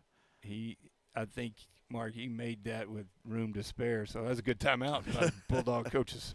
We had somebody coming from the left side, but we couldn't get there. Now, in pregame, he was probably at least at the 35 where they were spotting him, and he was knocking them through with these. Yeah, it'll be spotted at the 33, so a 43-yard attempt. Yes. Need to hope for a bad snap here.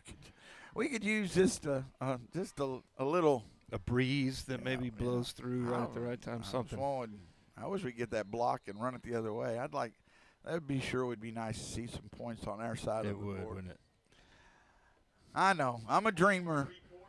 Bulldogs are in the playoffs. They are going to play next Thursday. We'll talk more about that again. Don't want to forget that. We'll be bringing that from San Angelo. Whitehead to attempt the 43-yard field goal. The snap is back. Hold is good. Kick is on the way, and it is good. 43-yard field goal. And again, this team they have all the weapons.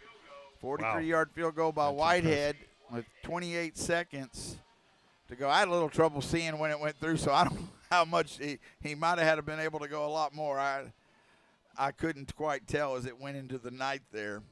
It's 24-0, Stephenville.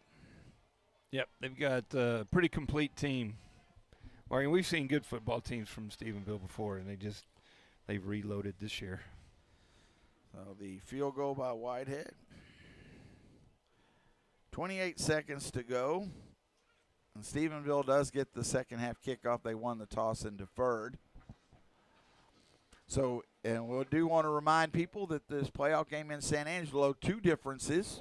It's next Thursday against Andrews. It is a Thursday night game, and it'll be a 7 o'clock kickoff. So we'll go on the air pregame at 6:30. But 7 o'clock kickoff versus Andrews. And I'm pretty sure they're the Andrews Mustangs. I hope I read that right. I believe that's right. Stephenville to kick off, leading 24-0. 28 seconds to go in the first half. Line drive kick, and this one will be returned by Laidler from the end zone. Trying to find a hole, and he's hit. Still bounces on his feet up near the 19. I think he gets to the 20-yard line on the return with 18 seconds to go. So do you try one deep just to see? Is it, or do we just? Why not? I could say a couple. I don't want somebody to get hurt on it, but I could see.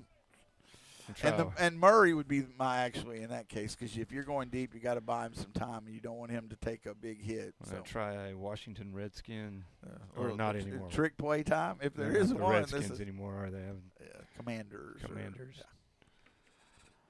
First and 10 for the Bulldogs at their own 20. 18 seconds to go. They do stack three receivers, that formation where they're right by the sideline. It is Pimentel at quarterback. Pimentel. And then got a false start on the Bulldogs anyway. That'll move them back 5 yards.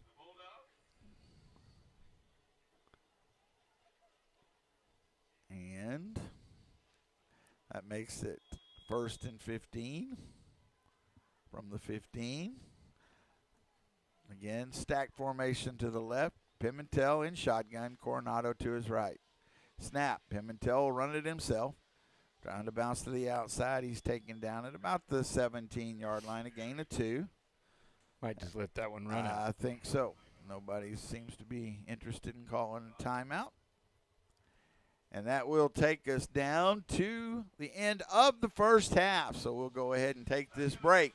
At halftime, the Stephenville Yellow Jackets 24, the Burnett Bulldogs nothing on BTXSportsOnline.com and KMPN 95.9 FM.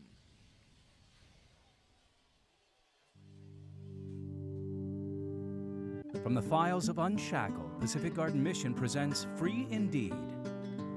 I grew up in Philadelphia fighting bullies who hated Jews. My parents had emigrated from Russia, and we were the only Jews in the neighborhood. Preparing for my bar mitzvah in Hebrew school, I became a Boy Scout and bought a Bible that I read, both Old and New Testament. And I became convinced that Jesus was the Messiah. I listened to Christian radio, which upset my parents. In college, I walked into a church where the secretary explained the gospel, and I prayed to receive Christ as Savior. My parents sent me to a psychologist and a rabbi, but when I wasn't dissuaded from my faith, we quit discussing religion. I took evening classes at Bible college while working on my bachelor's degree. When I was baptized, Dad threatened to kill the pastor. My Jewish girlfriend's father also threatened to kill me. Things got so bad, I joined the Army. I could have gone to officers' candidate school, but I didn't know that. After serving 2 years, I stayed in the reserves and went to seminary. I only knew Marion for 9 days when I proposed marriage. She was a pastor's daughter, a Christian, so my parents wouldn't attend the wedding, but they relented when our children came. I got my doctoral degree, taught at seminary, and became an Army chaplain, rising to the rank of colonel.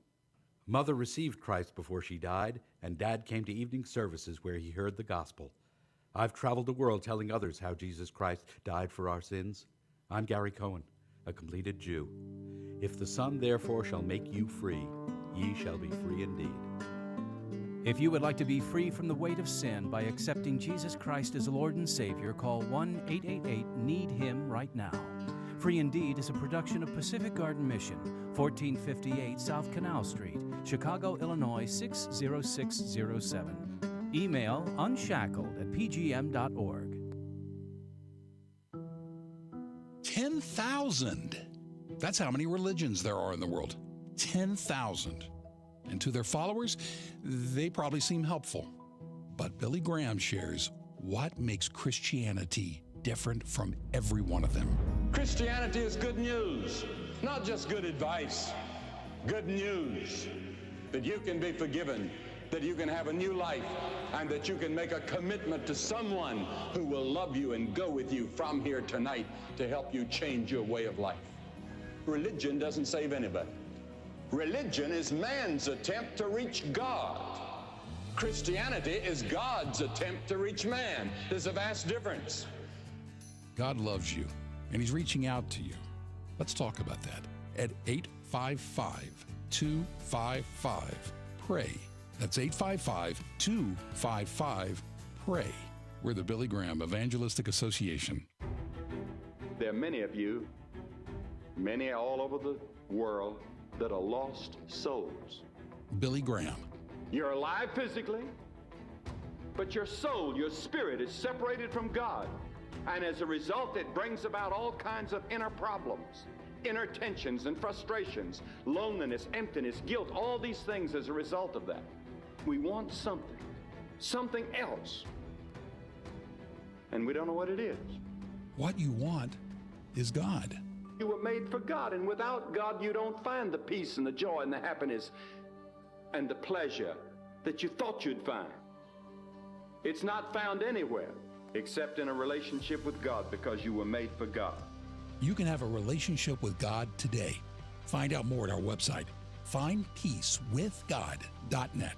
Findpeacewithgod.net from the Billy Graham Evangelistic Association. We call it the Bible Bus. Get on or off anytime you want as we travel through the Bible. What does it mean to receive Christ? That's answered in the Scripture. To as many as received Him, to them gave He the right to become the sons of God, even to those that do not do any more nor less than just simply believe on His name. The only thing God asks you and me to do is to believe on the name of the Lord Jesus Christ, who He is and what He did. And that, my friend, means that the Holy Spirit of God gives us a new nature. And that, my friend, will make you different.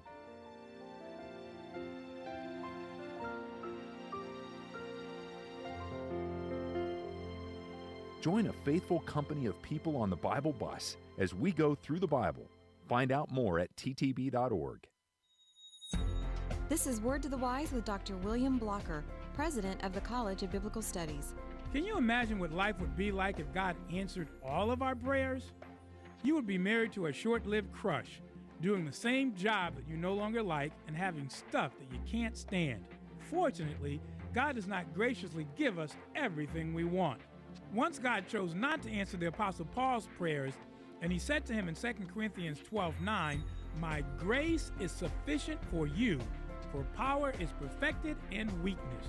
If you're struggling with God answering your prayers, here is a word to the wise. In addition to thanking God for the prayers he did answer, take some time to thank him for the prayers he didn't. Word to the Wise with Dr. William Blocker is a service of the College of Biblical Studies. For more information, contact us at 713-77-BIBLE or cbshouston.edu.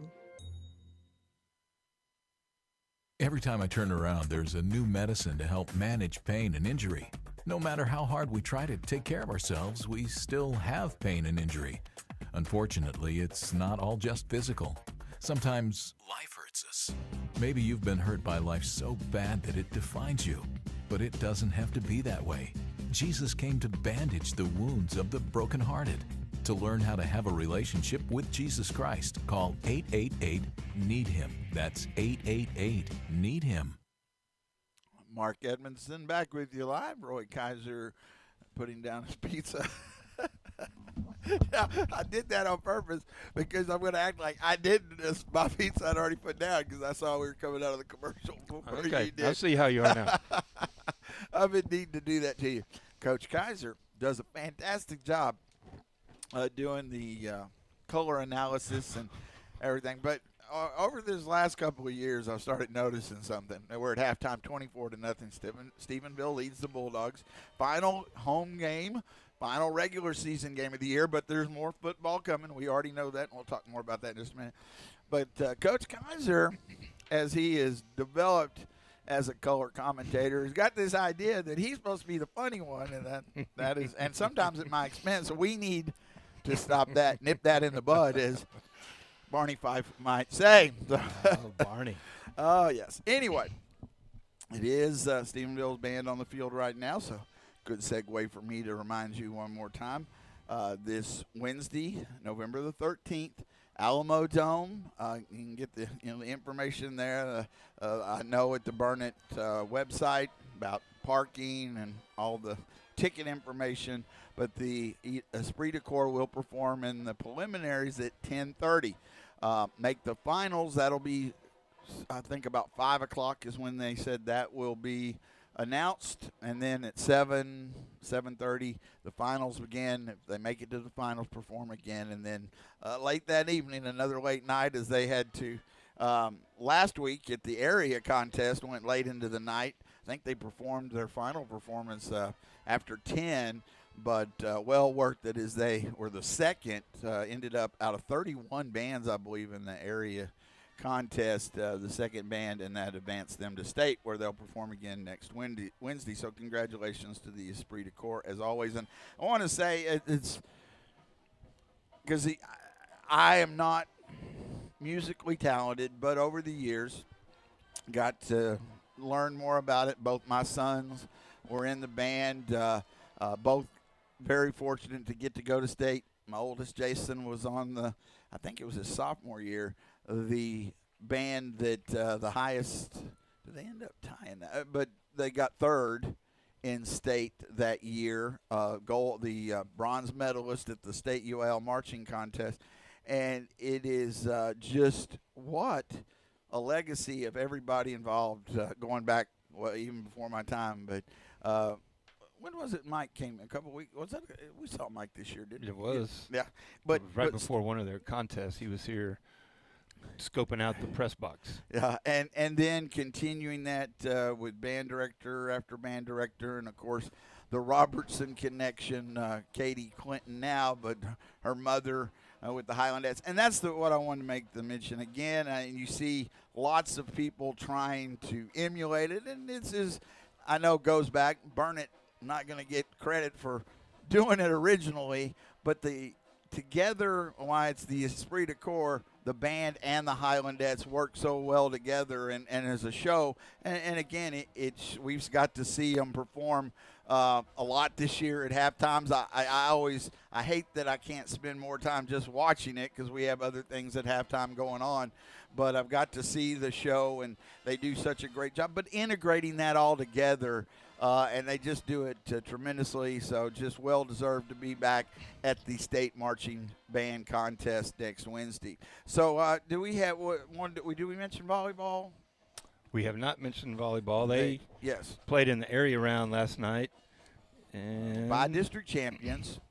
Correct. And they won a gold volleyball on Monday night, maybe is when it was. They took on Belleville last night for the area round and listened to the live stream. And at the beginning, they talked about the history of Belleville volleyball. And I think their coach has been there for 48 years and won numerous state championships. 4 volleyball coaches on the sideline, 2 or 3 in the bleachers taking stats. So, one of those kind of programs. And talked to Coach Shipley today, and she was super proud of her girls and how they competed and never quit. Had some close games against Belleville, 25-15, 25-22, 25-17. And so beat Gatesville on Monday night and then came back and lost in 3 sets to Belleville, which is sounds like no shame at all. So those girls had a fantastic year again for Burnett volleyball. Thank you, Mr. Molina, for checking in with us. Thank you for that, Coach Kaiser. I know we had a second-place finish at had a swim meet yesterday, Coach Gerper. So many things going on around. We mentioned there was girls golf earlier this week as well, I think. And so it's just so many things, and you can't keep up. Try to bring, to print this, that, and just so many. So we do like to just say what a great job. And we know, and it takes so much effort.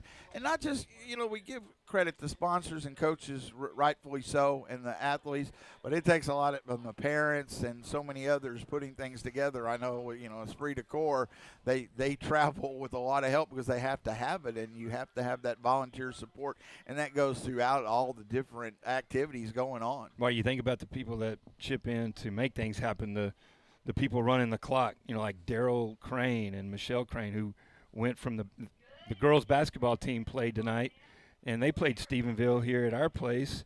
Unfortunately, the girls lost 36-24 to a pretty solid Stephenville Bumblebee team. No, I think they're the Honeybees. That's right. They're not the Bumblebees. Right, the Honeybees. This is one of the teams that are different. Yellow Jackets and Honeybees. That's right. So, the Cranes keep the clock over there, and then they come over here and keep the clock for the football game. So just a lot of people that love Burnett athletics.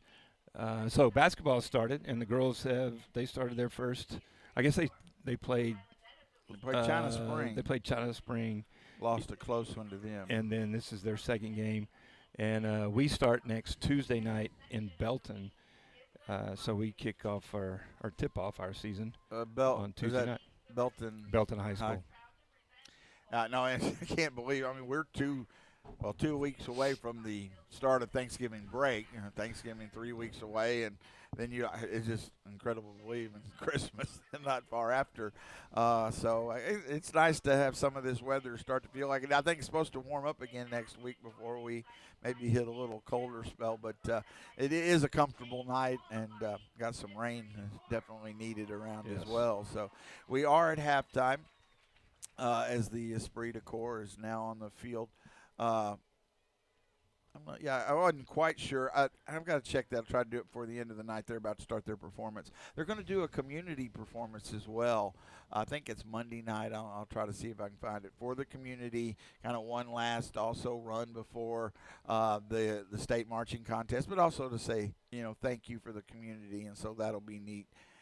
As well. So we are going to go ahead and we'll take our second break, a little longer, and when we come back, we'll get you ready for the second half. Again, the Bulldogs will play next Thursday against Andrews at the first seed out of 5-4A. The Bulldogs will be the 4 seed out of for 4A. So that's at 7 o'clock in San Angelo. So, again, we want to make sure we bring in that to you on KMPN and BTXSportsOnline.com as well. That'll be a 7 o'clock kickoff, 6:30 pregame. So we'll make sure that we share that, and we'll share it again before we go off the air. At halftime here in the regular season finale, the final home game of the year, the Bulldogs trail the Stephenville Yellow Jackets 24-0 on BTXSportsOnline.com and KMPN 95.9 FM. Welcome to Breakpoint, a daily look at an ever-changing culture through the lens of unchanging truth. For the Colson Center, I'm John Stone Street. A few weeks ago, Dave Portnoy of Barstool Sports publicly supported a measure that would legalize marijuana in Florida. As an adult, he said, quote, I should be allowed to smoke weed, watch football, eat pizza on Sunday, regardless if I'm at home in Massachusetts or Florida, end quote. To which the Daily Wire's Matt Walsh replied, quote, can you point to any state or city in the country where life has been in any way measurably improved after legalizing marijuana? Where are the legalization success stories? Give me just one, please, end quote. It's a good question, and after the rush social experiment by so many states to legalize marijuana, we know the answer to this important question. Study after study has demonstrated that legal pot has been even more disastrous than predicted. The most obvious consequences have been in basic safety concerns. Legalizing pot correlates with the rise in auto crashes as well as property and violent crimes. Also, despite that pot is now a multi-billion-dollar industry, legalizing pot has grown rather than reduced the black market. And all those promises of health benefits have also proven to be more smoke than substance. But the most devastating impact of pot has been in the arena of mental health, which has so declined as to now be at epidemic levels in the United States. This is largely due to the increased potency of pot that's sold today, which is significantly stronger than what was passed around at Woodstock. Analyzing medical data from 6 million people, researchers in Denmark found that up to 30% of schizophrenia cases among young men could be linked to marijuana use.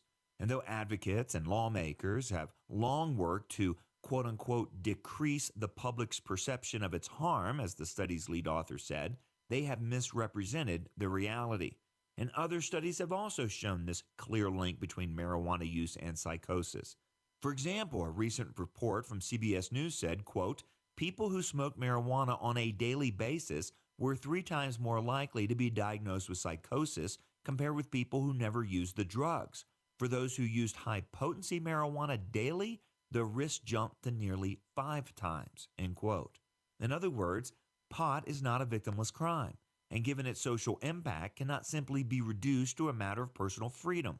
Not only are cannabis users more likely to start using opioids, but the National Academy of Medicine reports that using pot is, quote, likely to increase the risk of schizophrenia and other psychosis. The higher the use, the greater the risk, end quote. In fact, between 2006 and 2014, emergency room visits for marijuana-induced psychosis tripled to 90,000 cases.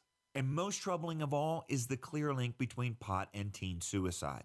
According to state statistics from Colorado, the drug was found in the system of some 42% of teens who had taken their own lives. That's a rate nearly twice that of alcohol and 4 times that of any other substances.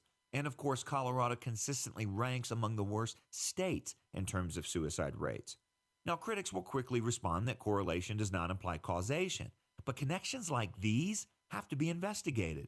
After all, if nearly half of stroke victims had taken the same medicine, would we still wonder if there's some link worth our consideration? So why the reluctance to connect the dots when it comes to marijuana? The science here is all but settled. Pot is bad for individuals, and it's bad for society. For the Colson Center, I'm John Stone Street with Breakpoint. Today's Breakpoint was co-authored by Dr. Timothy Paget. And for more resources to live like a Christian today, go to breakpoint.org.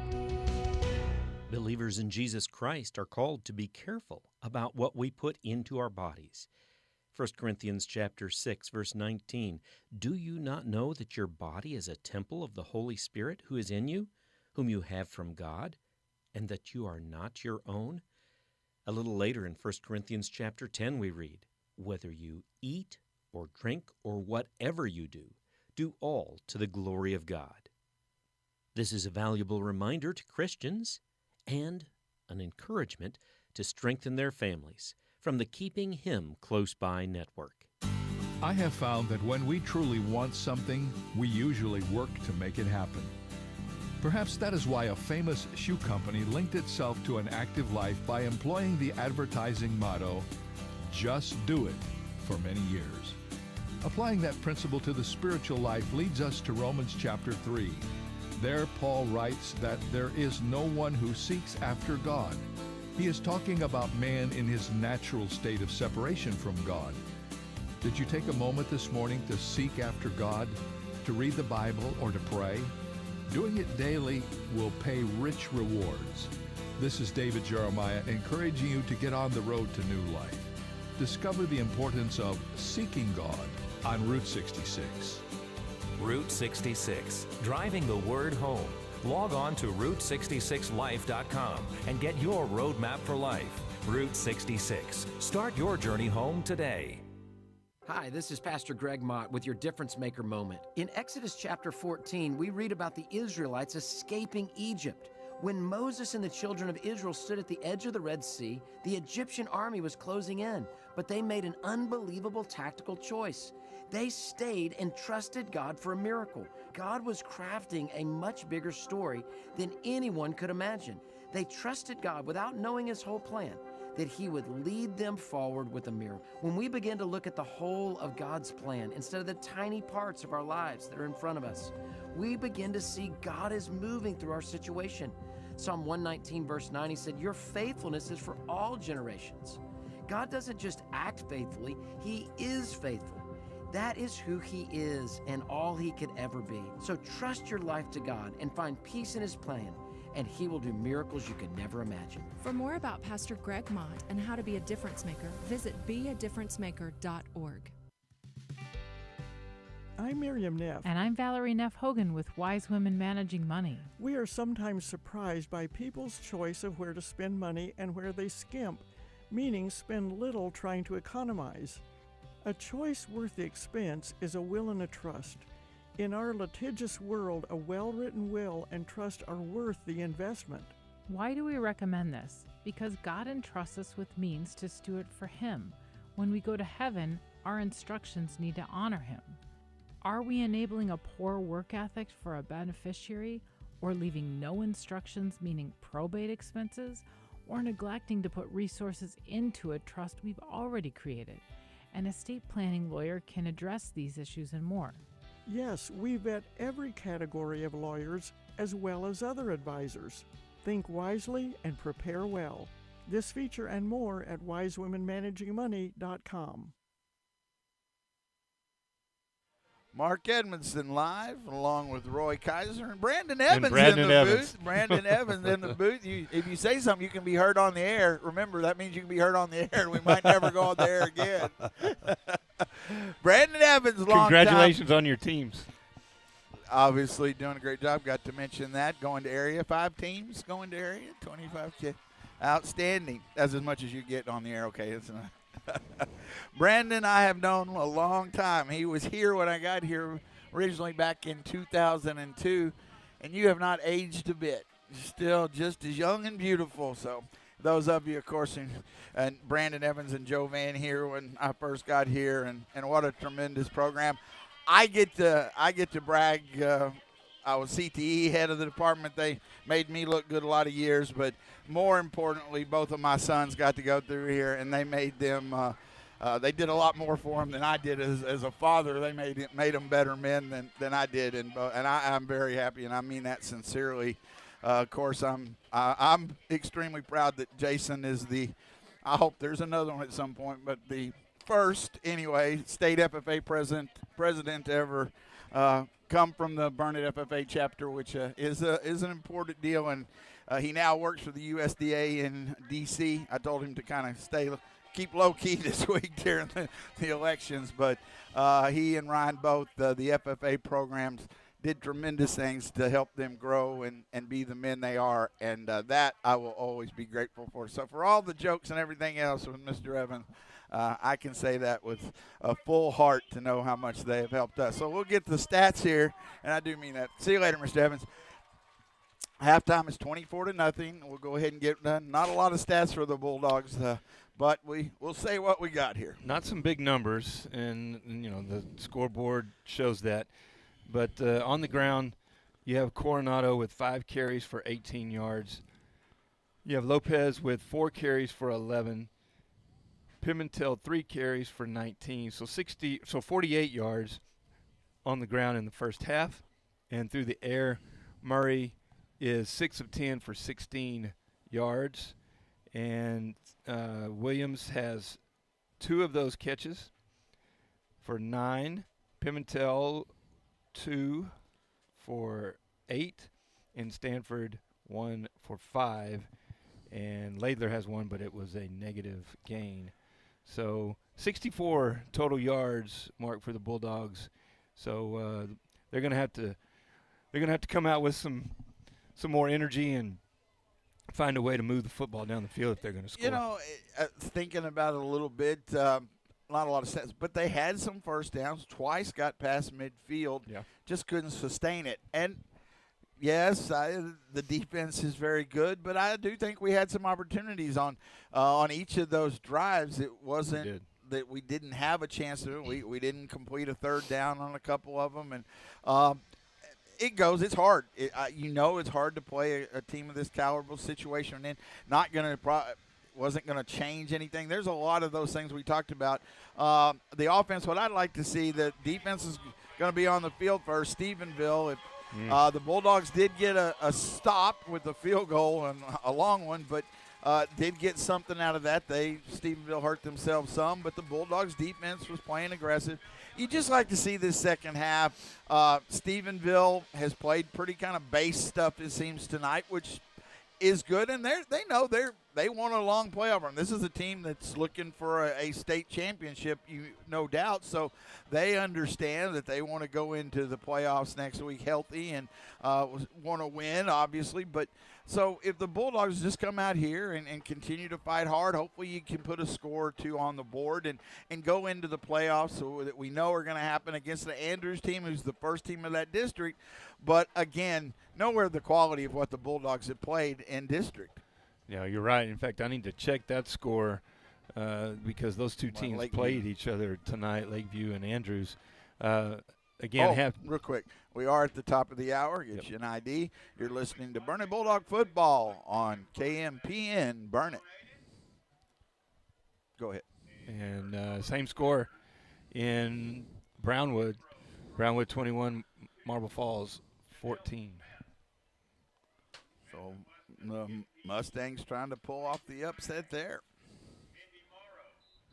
Again, even if a Brownwood win and a Burnet loss, we'd end up in a tie, but the Bulldogs in head-to-head competition, so even that would not change. A victory over Stephenville at that point then I guess could come into some play, but 43-0, Andrews over San Angelo Lakeview at midway through the third. So that's who looks like we would play Andrews. Yeah. And again, Angelo. But I believe what we beat Lakeview like 57-14. Yes. Yeah. Andrews runs a slot T, and that's going to be, a part a little different. We've seen that a lot of years, but not this year. But we've played against it, so I don't. It is definitely not a give me, and no one should think that at all. But again, the Bulldogs should be competitive in that game. Bulldogs kick off to start the second half. Campos worked a high kick, and it's going to be returned from the 28-yard line. And then a big block, and now they've got some room, and still on the feet is the return man, I think it's 26, Xavier Gonzalez, and he'll get past midfield. So that's the first kick of the night for the Bulldogs, and the return does not go well for the Bulldogs as Stephenville will start right at midfield. They put it at the 50-yard line. And usually, coverage has been very good for us throughout the year. That time, Stephenville able to find room. 1st and 10. Gafford in shotgun. They can move to swing it out to Wilkerson. He has a couple of blockers. Now cuts back inside where he's taken down by Howell, and he'll pick up to the yardage to the 44-yard line. So it's a gain of 6. I believe Campos Huerta was in on that tackle on the kickoff mark, so to prove your point about the coverage not being too solid there. So 2nd and 4 from the Burnett 44-yard line. Just underway in the third quarter. Final regular season game here. Gafford. Snap, throws it out. Catch is made by Powell, and he splits a couple of defenders and knocked out of bounds inside the 30. Sorry, lost my sheet. Now I understand why. Hidden by the pizza. That pizza. So that yardage all the way down to the 27-yard line. Gain of 17. 1st and 10 for the Yellow Jackets. Gafford, he looks to throw, rolls in the middle of the field. Gentry's open, gets around one man, makes another miss, makes a third miss, and then is going to jump over at the pylon for the touchdown. Hey, we had 4 or 5 chances, but again, the Texas Tech commit takes it in from 27 yards out. Ran about 45 yards, but it is a touchdown of 27 yards from Gafford to Gentry. Just, my goodness, we're not able to tackle him. He just kind of toyed with us on that play. You know, Mark, the last time China Spring had a really good football team, they had some tall, physical receivers, and this team almost reminds me of that with the way they block. The extra point is on the way, and good. Makes it 31-0. Go ahead, we're going to keep it here. 1 minute gone in the third quarter. Stephenville up 31-0. Well, there was a flag. a big flag on the field as the. I was looking at the H of Stephenville High School fell down about the 15-yard line, so a big flag on the field. There was a flag on the kick as well. A chop block against Stephenville. Let's see, and now going to make him re-kick it. Well, we've seen his leg, so I guess it'll be 15 yards, but that might not change much. He kicked a 43-yard field goal. So it's back to 30 at the moment. I'm not going to quite take it off my score sheet yet.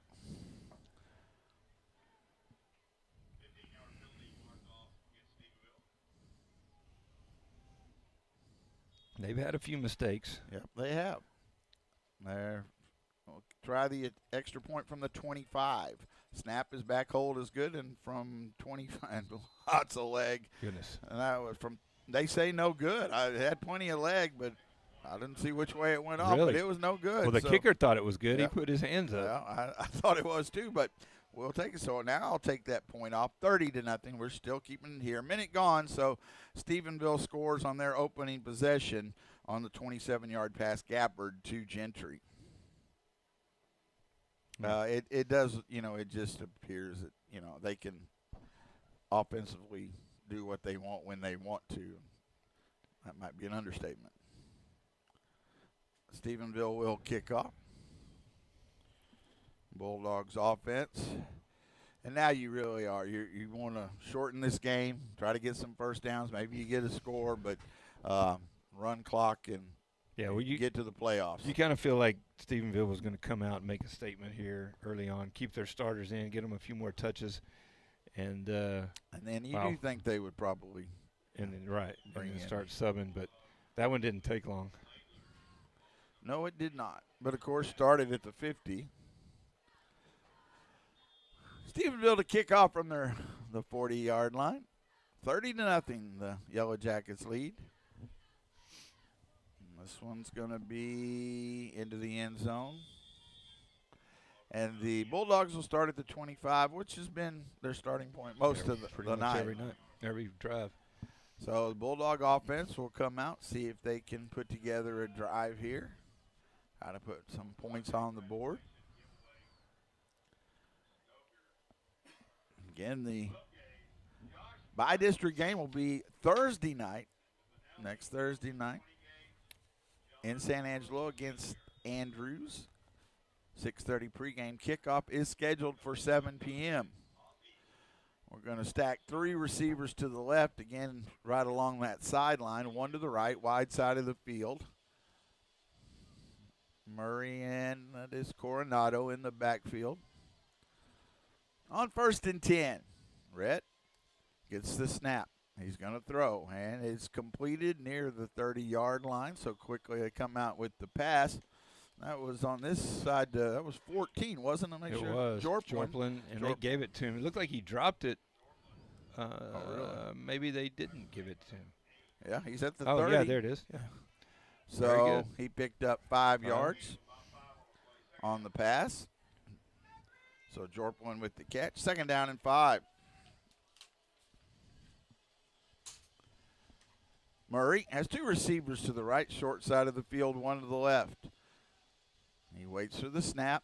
He's going to hand it off to Coronado, who makes one man miss and gets an opening in good space, still on his feet up past the 45. A good run by Coronado. And that, to me, is why this Bulldog team going into the playoff has some to look forward to up to the 47-yard line, a 17-yard gain.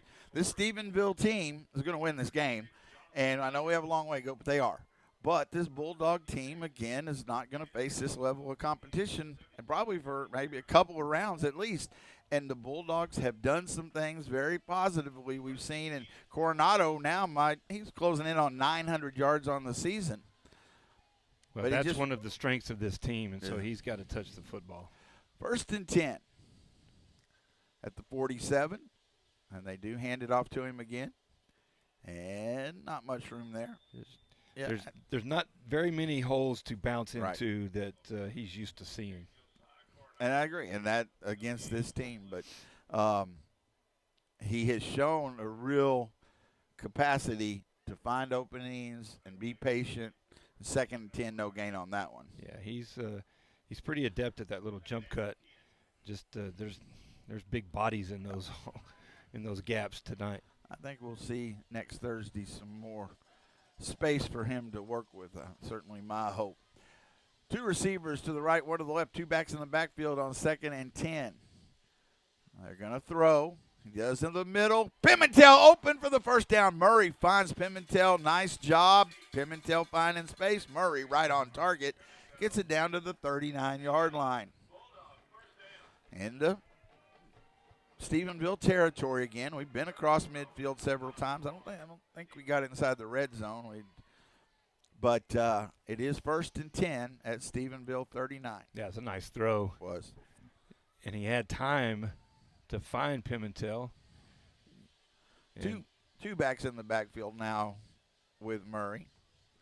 2 receivers split wide left, 1 to the right. Now man goes in motion. They hand it off to Coronado. And able to pull away from big number 70, Dirth, still on his feet, and he'll get a 1st down. Dirth had a shot at him. We've talked about what a good job he's done all night, but Coronado won that battle and takes it down to the 28-yard line. That's an 11-yard gain. And he had to he didn't have both hands on him good, but Coronado said that's not enough to get me down and gets the 1st down. Yeah, incredibly slippery run from Coronado. 1st and 10 at the 28-yard line of Stephenville. Definitely the best drive of the night. Bulldogs need to put some points on the board. 2 receivers to the left, 1 to the right. Murray hands it off to Coronado again. They caught him from behind there and pushed back. Think no gain. It'll be 2nd down and 10. Clock runs, 7:47 to go in the 3rd quarter, 30-0. Stephenville with the lead. Bulldogs break the huddle. They huddle up there briefly. Howell, see if he's staying in the backfield. Yeah, Howell and Coronado in the backfield with Murray. So he talks to the line, backs up into shotgun. 2 receivers to the left, 1 to the right on 2nd and 10. Murray. Man goes in motion. Gonna throw. Got to get rid of it. He does, and it's fortunately not intercepted. He was hit as he threw, and it just fluttered out there, and it goes incomplete. Linebacker couldn't get there. 3rd and 10. Now, that time they did bring a little extra pressure, and Murray just barely got it away. Yeah, I'm very fortunate that it didn't land in a white jersey's hands on that play. So 3rd and 10 from the 28. Here's the play that the Bulldogs haven't been able to really have success with tonight, this 3rd down. Let's try to get some of it back even. They'd go for it on 4th. You get some yardage down the field at least, positive to throw. Has time. He gets it underneath, trying to get it to Hal, and I don't know if Hal just missed it or it was in front of him. I couldn't tell, but he was coming open, but it's incomplete. And 4th and 10, so Bulldogs will go for it here. Yeah, I think he just threw it way too far in front of him. And, Hal was open, but I'm not sure he would have been able to get enough for a good gain, as he was pretty level with the line of scrimmage. So it is 4th and 10 for the Bulldogs at the Stephenville 28. Bulldogs need 10 yards to keep the drive going. Got to hurry a little bit now. Trip receivers to the right, one to the left. Coronado in the backfield with Murray. Murray gets the snap. Pressure comes. He throws it deep as he's hit, and it's incomplete. And be a turnover on down. So the Bulldogs' best drive of the night gets it down to the 28 of Stephenville. There it stalls, and Stephenville will take over. At their own 28. Brighton Davino, number 13, Mark. Not sure if you noticed that, but I did. He pulled his hands back. Yes, he could have intercepted that easily, but he knew if he had, he would have been about 15 yards behind where the Yellow Jackets will take possession of the football. So 1st and 10 for the 28. They play well coached as well. Heard Coach Spear talk about that. Shows.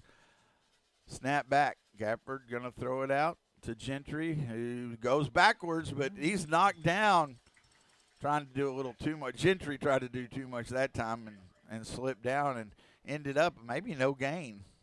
I think he was about 3 or 4 yards downfield, but he was going to spin out. And he was going to try to get to that sideline and go for a long way, but then he fell down. 2nd and 10. Gafford going to hand it off to Wilkerson. And the Bulldogs had a little push there, and that stops it after a short gain of 2 to the 30-yard line. That's about the first time the Bulldogs have bottled him up at the line of scrimmage. So 3rd and 8 from the 30. Clock runs 6:16 to go, 3rd quarter. 30-0 Stephenville. 2 receivers to the left, 1 to the right on 3rd and 10. Gafford in the pocket to throw. Out, and he gets it to Gentry for the first down to the 41-yard line. 11-yard gain. Again, Gentry, our understanding, a commit to Texas Tech. Yeah, he tries a little too much on that last play, Mark, but he's super quick and can pretty much get what he wants. 2 receivers to the left on 1st and 10, 1 to the right. Gafford. He's going to throw it out, and catch is dropped. It was to Powell, and Powell just couldn't get a handle on it. Park was there to kind of help make sure he didn't, and it's 2nd and 10. That looked like a back shoulder throw, but not sure that Powell was expecting that. Yeah. Well, I wasn't sure if he was throwing it to him. There was a receiver downfield, so 2 receivers to the left, 1 to the right. That's Gentry. Gafford has McClendon in the backfield now, I believe. And they're going to throw it, and a ball is dropped. It was in his hands to Powell again. Bulldogs kind of got in the way of it, but it got to Powell's hands, and he couldn't haul it in on another pass play there. 3rd and 10. The Lions have scored another touchdown to make it 28-14 over Marble Falls. 2 receivers to the left, 1 to the right. 1 in the slot. 3rd and 10, Gafford. Gets the snap in the pocket. Plenty of time. Now he rolls to the right. He looks to run. He is going to run, and I don't think he'll get the first down. But I think he does, Mark. I think he gets it by a yard. No, he's back beside this side of the 50. No, they had him step out, yeah, 48-yard line. So they'll bring up, he gained 7, though, and it's 4th down, and maybe they'll just want to practice their punting. It doesn't appear to be.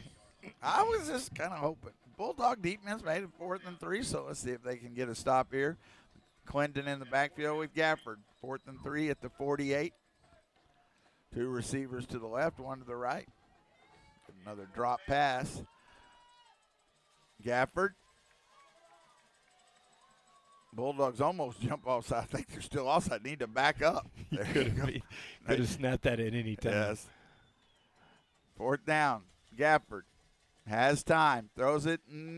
Powell catches that one for the first down at the 46-yard line on Burnett's side of the field. So convert the first down. Gain of about 6 on 4th down. 1st and 10 for Stephenville. 5:32 in the third quarter. Clock runs 30-0 Yellow Jackets. Gafford in the shotgun. He'll hand it off to McClendon this time, and he is hit and held. Good job of making sure he didn't get away from him. I think that was that 74? It looked like Ellis Starkey hanging on and making sure only a 2-yard gain. Yeah, nice job. Wilkerson checks back in.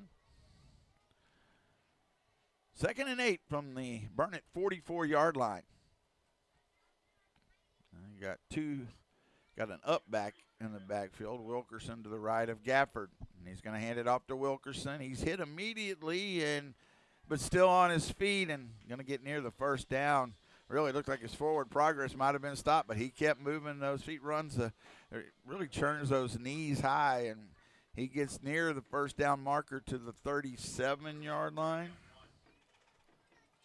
Well, he should have been tackled 5 yards before that. 3rd and 1. With Holden Valdez, who had him, but just couldn't hold on. 3rd and 1. Gafford. Snap back. He'll hand it off to Wilkerson again. Wilkerson bouncing to the outside, and he's knocked off his feet inside the 30 down to inside the 25 to the 23-yard line. That was a quick 14 yards.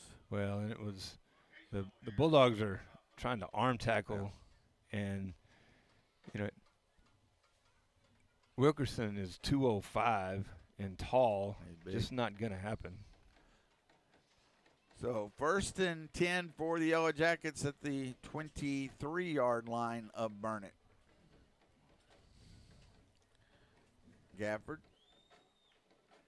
in shotgun. He's going to throw. Pump fakes. Has Gentry. Wait, Bulldogs! Did we pick it? We should have picked. Did he catch it? I think he did, yep. It is an interception. I couldn't tell as he went to the sideline. He wasn't excited.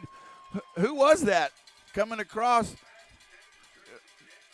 Number 2. Thank you. Jason So O'Hare. that is O'Hare who stepped in front of it. He didn't get excited, and I thought for a second he dropped it, but he did a great job just to step in front of Gentry and picks it off, gets a foot down, interception. What a great play by Kason O'Hare.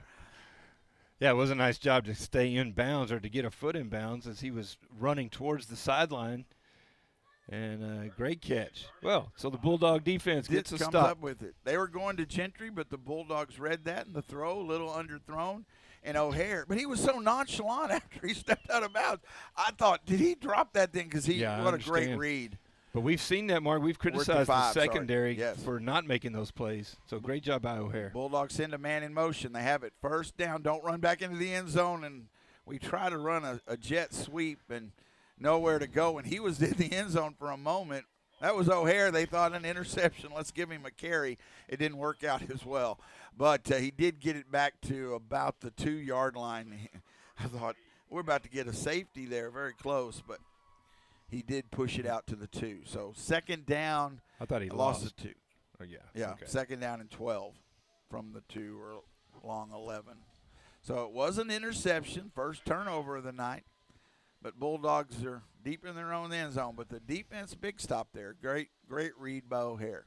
To throw in the end zone. He throws it out, and catches made by Williams, trying to break tackles. And, boy, he's fighting hard up by the 10-yard line to the 11.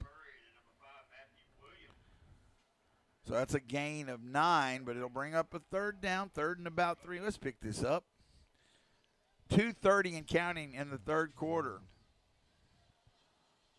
Yeah, that was a great effort by Williams because He had about 3 guys on him, and you're right. He's really struggling to get some extra 3 yards. or 4 yards, yes. So 3rd down and 3.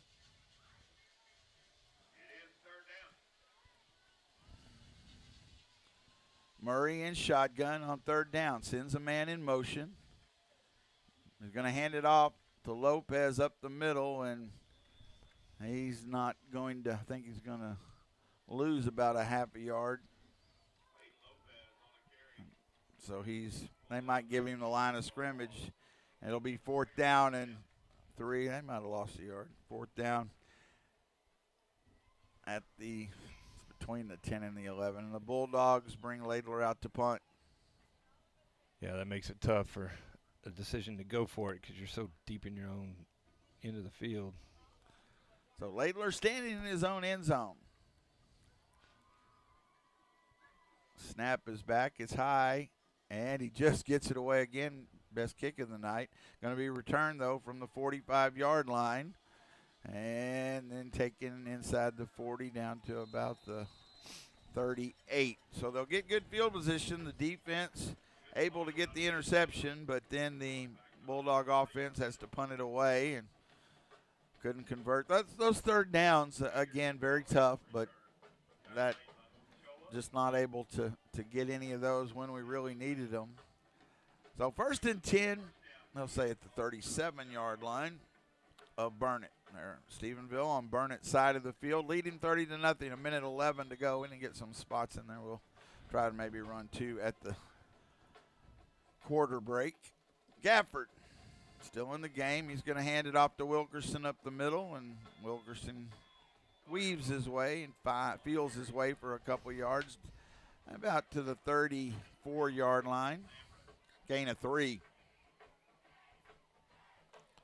Under a minute to go, 3rd quarter.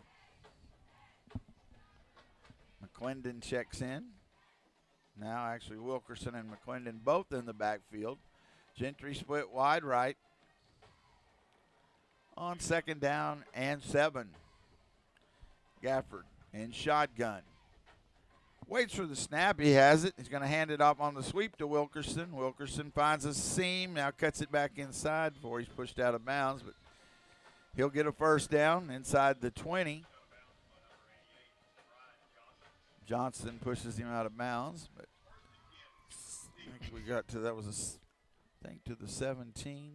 When they get a 1st down, they like to get to the line and run a play. We'll see if they do that with 27 seconds left in the quarter. Bet they will. One receiver to the left, one to the right. Again, 2 backs in the backfield. On 1st and 10 at the 17. They hand it off to Wilkerson. He's hit, but not brought down. On his feet. Cuts inside at the 10, the 5, and he strolls in for the score. Had a chance at the line of scrimmage. Again, it is a 17-yard touchdown run for Sawyer Wilkerson. That was an impressive run. Really turned around backwards, regained his footing, and spun out. You know, and again, I'm impressed with their receivers and how they block.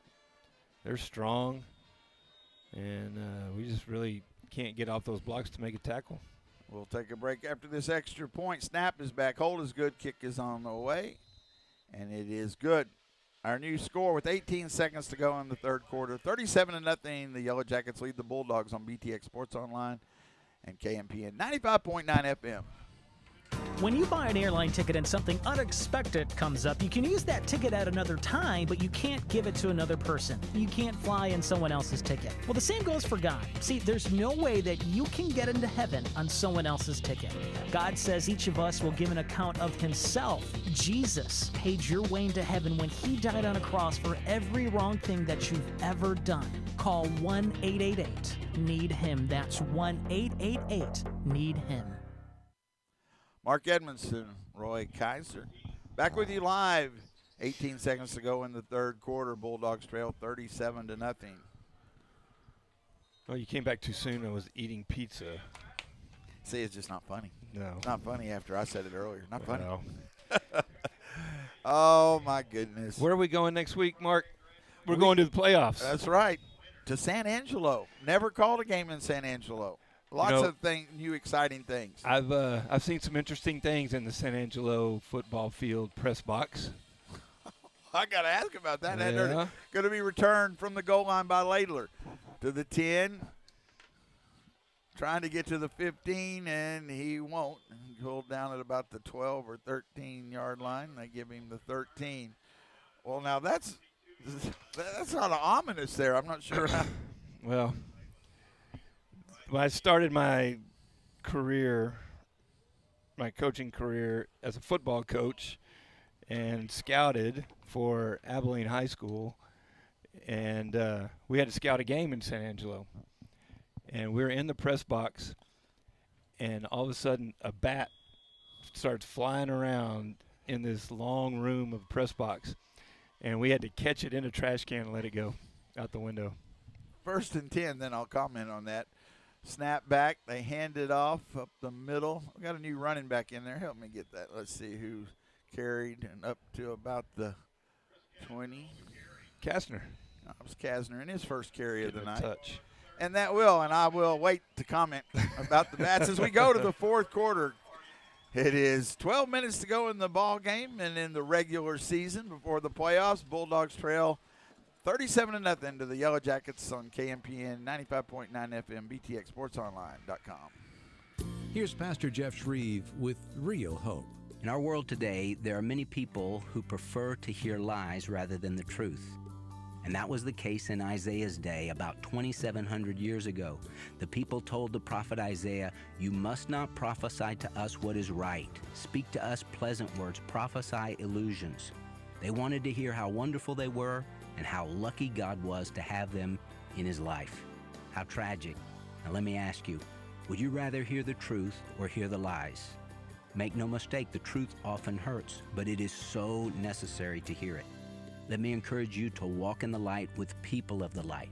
Spend time each day listening to the truth of God's Word and make sure you have the people in your life who are true friends, those who will love you enough to tell you the truth. It's in the truth where we find real hope. Discover the real hope God has for you. Visit FromHisHeart.org. 2nd and 4 for the Bulldogs. At the 19 to throw, Murray, and he's got to get rid of it, and unfortunately it's knocked loose, and let's see who comes up with it. Just had to get rid of it before then, way too long, and it's going to be Stephenville football, I believe. Yes, it is. So knocked loose and going to be a fumble recovery.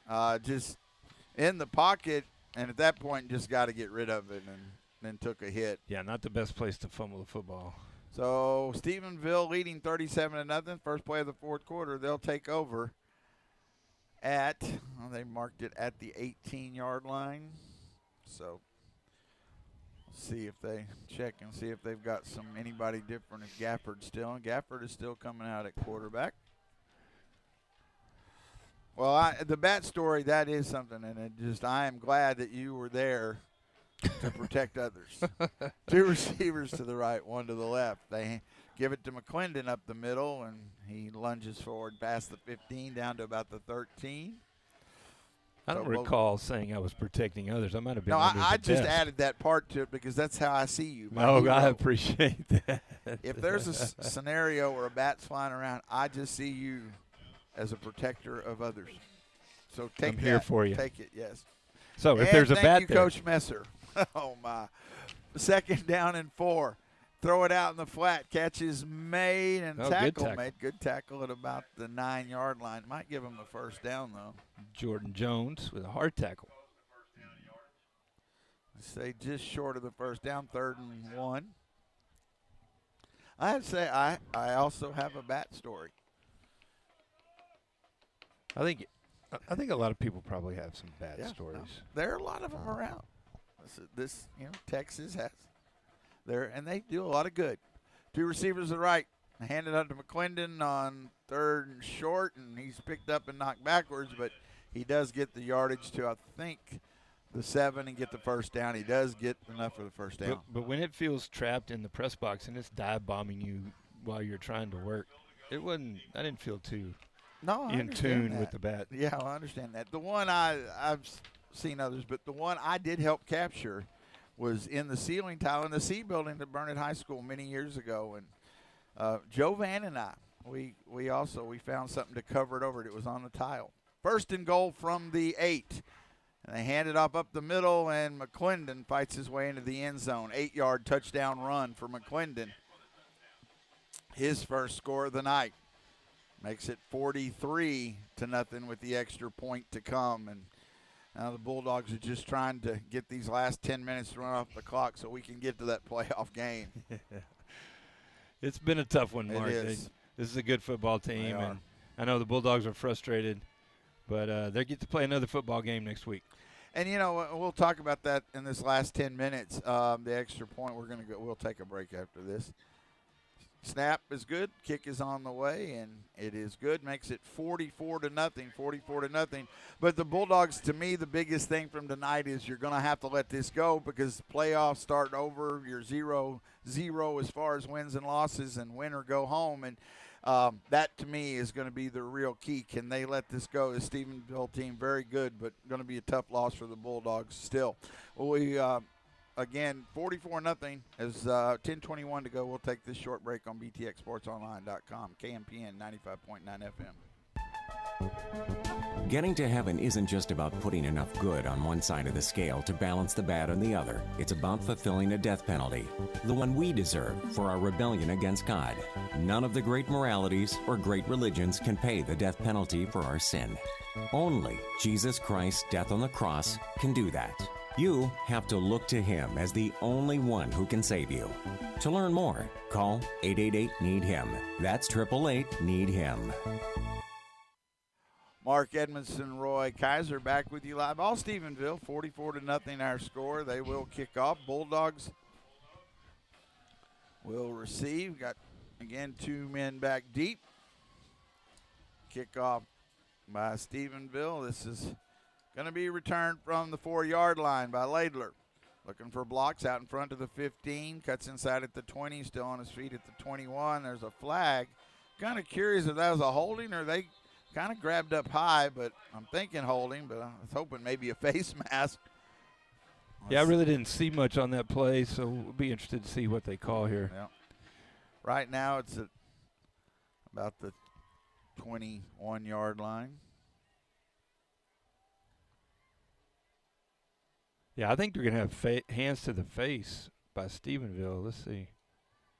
Personal foul against Stephenville. So that is the call. He didn't go to the face, but the referee didn't. Yeah.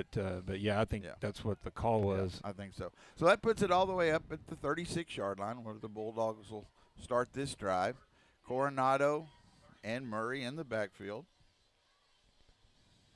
Appreciate everybody listening tonight and getting to hear from some folks I haven't talked to in a long time. Dalton Homey, former basketball player for me. 1st and 10, 2 receivers to the left. They hand it off to Coronado, trying to bounce to the outside, running hard, but just runs out of room. And I think they give him the line of scrimmage, no more.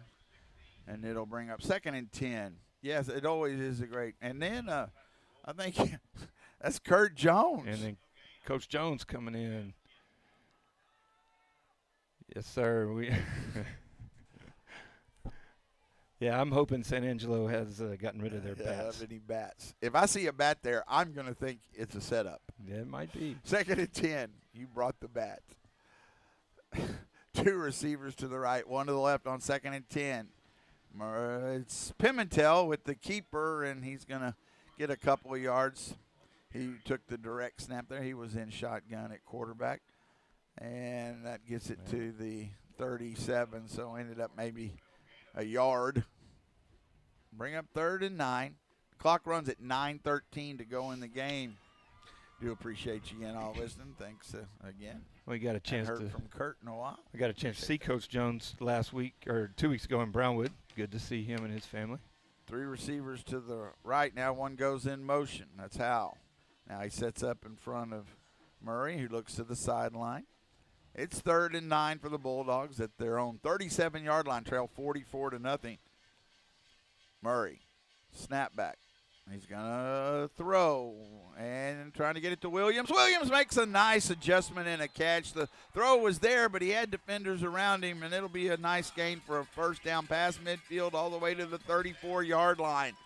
Good throw from Murray. Good catch by Williams, and picks up a first down on third down. Almost like a little RPO with Murray. Yes, he kind of almost like he was going to run then and didn't. That was a big gain where they were at the 37. Well, and he did it. He held the ball long enough for Williams to come open. That was a nice 29-yard catch. Biggest gain of the night, I believe. Oh, almost has to be. Yes. 2 receivers to the right to throw. No, they hand it off to Coronado, who makes a good cut inside, and he had to get away from defender, and he's going to get close. And I think get the first down. Let's see. He's at the 25-yard line. Maybe not quite. No, they don't move the chains. Yep. So they'll call it 9, but it's about half a yard short, if that. So second and less than 1 from the Stephenville 25-yard line. 7:44 clock runs here in the ballgame. 44-0 Stephenville. 2 receivers to the right, 1 to the left. Murray gets the snap. Gonna throw out in the flat. Completed. And still on his feet is Howell, and Howell will get inside the 20 down to about the 15. They give him the 14-yard line. That's an 11-yard gain on first down. Move the chains. 1st and 10. Now this is where it gets tougher down here. It would be nice to get points on the board. No matter what anybody thinks one way, it would be no matter what part of the game if they could put it in the end zone. For sure, and they've executed this drive very well. They've made the plays to get the ball down here. You just want to get some points to show for it. You got 2 receivers split wide right. Coronado, one of those. Murray. No, Murray is in the backfield with Pimentel. But Pimentel takes the direct snap. Hands it off to Murray. Going to throw. Underneath, catch is made. And into the end zone, I believe. Touchdown, Bulldogs.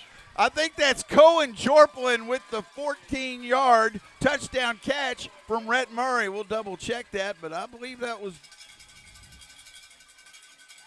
Can you check that for me, make sure who got that catch? Looking to see who comes off. Yes, that's 14, Cohen Jorplin. So threw it underneath. I think they were trying to go to Coronado over the top. Over the top, they were. He was coming open in the end zone. Let's get this extra point by Marcos Campos Huerta. Snap is back. It's low. They get the hold down, and he gets the kick up. And it's good. Nice job to get that through and make it 44-7. We're going to go ahead and keep it here because we just scored a touchdown. I want to talk about it. But that was nicely done. But it was Pimentel who took the snap. He handed it backwards to Murray. Bought a little time. They were trying to go over the top to Coronado, not there. Murray did a nice job finding Jorplin underneath. And Jorplin caught it, I think, about the 8-yard line and took it in on a hard run the rest of the way. Yeah, that's exactly what happened. Mark Coronado was going to come open in the corner, but really I think Murray made the right choice and threw the safe route. And Jorplin just does the rest to get the 6. Nice job. So makes it 44-7. Bulldogs will kick off here. 7:19 to go in the game, so nice to have a little excitement there for the Bulldogs to get the score. That was a 14-yard pass. Yeah, you're playing for number 14. That's nice. I like synchronicity. I read that online. When things work out like that. Numbers are fun. Yes. And next week on PBS, and if we do, we could go to the count, and then he'd be a bat. Sorry, I was trying to get back to that's bat. Good. Kickoff by the Bulldogs, going to be returned from the 1-yard line to the 10, to the 15, 20, knocked away from one tackle, and then up to the 34. They've got a lot of speed in a lot of different places because that's Willis Jackson, who I don't think he's ever. Haven't seen him on the field for a play. And right. Well, he's one of the defensive backs. Okay. And a return man. And obviously can catch and run. 34-yard line is where it's marked.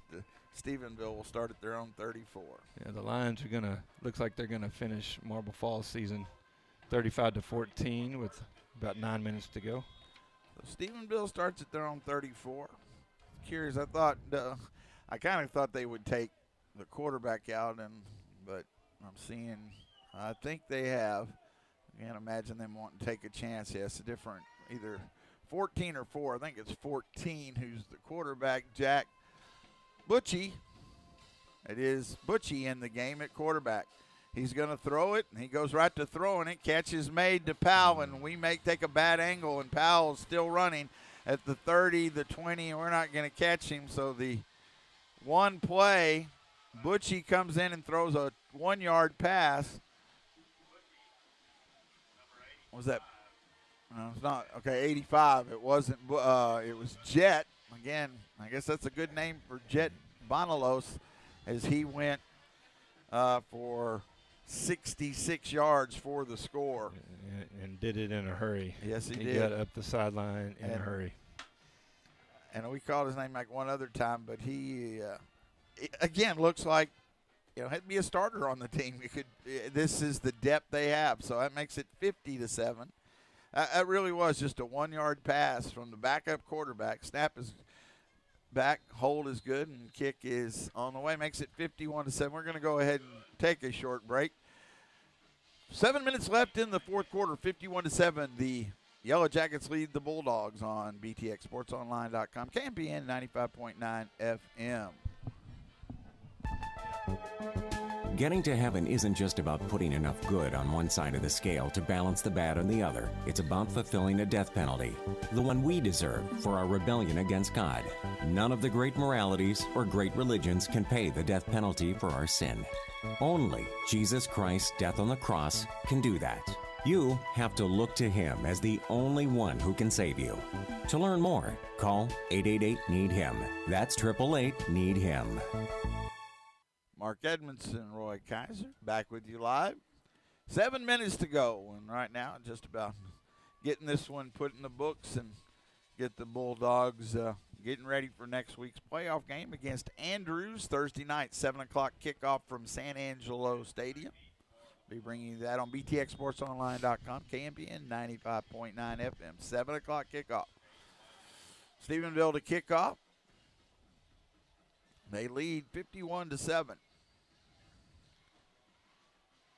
Whitehead kicks this one shorter. Bulldogs call for a fair catch by Johnson at the 22 or 23, so that should put it to the 25 again.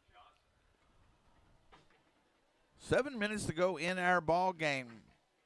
Final home game of the year for the Bulldogs. So you've coached in a lot of games.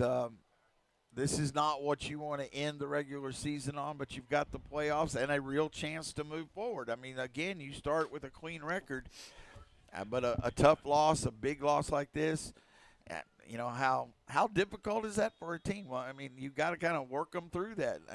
And I know this coaching staff does a good job, but I think they do a great job of balancing it out. But you see this on the schedule at the beginning of the year, so you're trying to prepare your guys for it. And they did that because they beat Marble Falls. They knew they had to do that, and they beat them handily, and then really, really competed in the other two games. Snap to Murray. He looks to throw deep. He's going deep up for grabs and through a couple of defenders' hands. Four defenders. And then Jorpon, I think he might have got his hands on it for a second.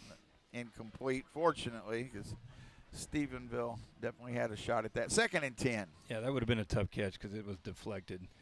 But yeah, you've got the number one team in the state coming the last game of the year, and so you've done your work to get in the playoffs, and just do the best you can here and get to the next game. 2nd and 10 for the Bulldogs at their own 25, 6:54 to go in the game. Murray has two backs in the backfield, two receivers split wide right, one to the left. Murray sends a man in motion behind him, but then he'll hand it off to Lopez. Lopez in the game, and he gets up near the 30, gain of about 5. Peyton Lopez make it 3rd and 5. Clock runs 6:37 to go in the game. And I don't remember calling his name, Wyatt, for them. Wyatt Zip. Maybe he's been in there because 70 was that, but 79. If he is their backup, he is 5'10", 325, and he's a large young man in that defensive line right now. 3rd down and 5. Man goes in motion. That's Pimentel. Murray to throw. Out in the flat, and caught by Pimentel, and Murray really had to thread the needle there because there was a defensive back who undercut that, couldn't get there, and got it past him. Pimentel then gets the first down up to the 43. I thought that might be a pick 6, but Murray put enough zip on it. Not the lineman there. We got just to get it to Pimentel. And Pimentel did a good job with him cutting underneath there. Yeah. Talk about a game of inches. It was 1 inch away from a pick 6. 1st and 10 for the Bulldogs at the 43. 2 receivers to the right, 1 to the left. That did move the chains. Murray to throw. Middle of the field, he has a man in the crossing pattern and pushed out of bounds. Pimentel again gets up to about the 49. It's a 6-yard gain to Marcus Pimentel.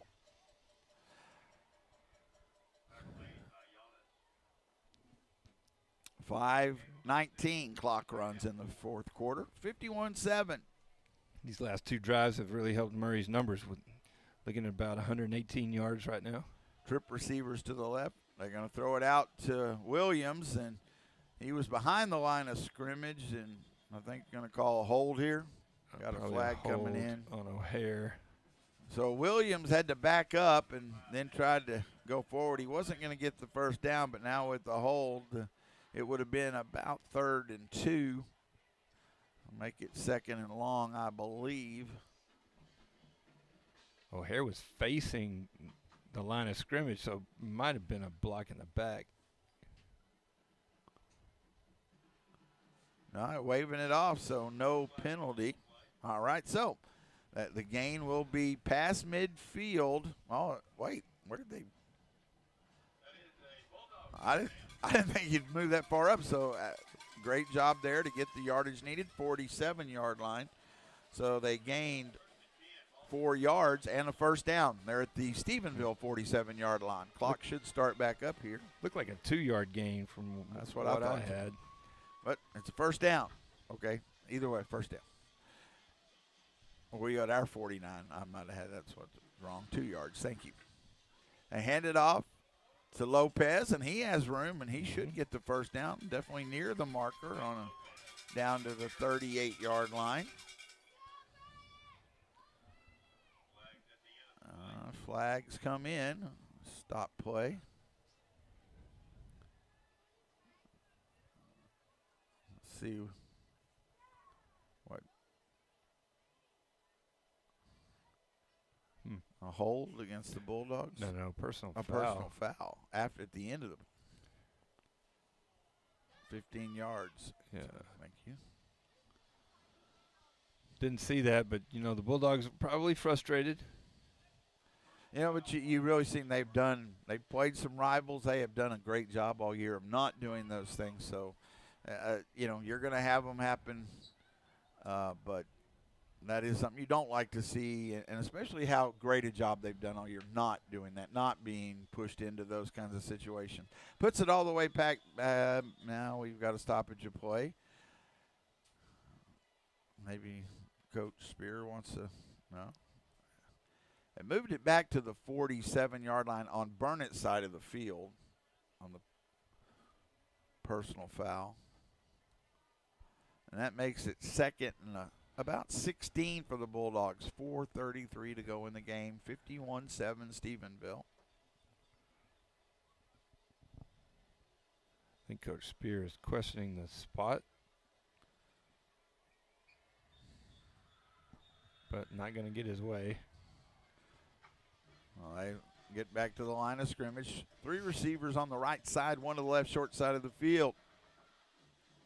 Man goes in motion. They throw it out to, and that was not working well, and I think that's illegal motion. We had a couple of guys moving, and Laidler didn't even seem to, I think he knew it, I guess, at that point. Yeah, probably.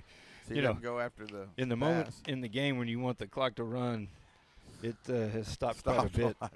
That'll be 5 more marked off against the Bulldogs.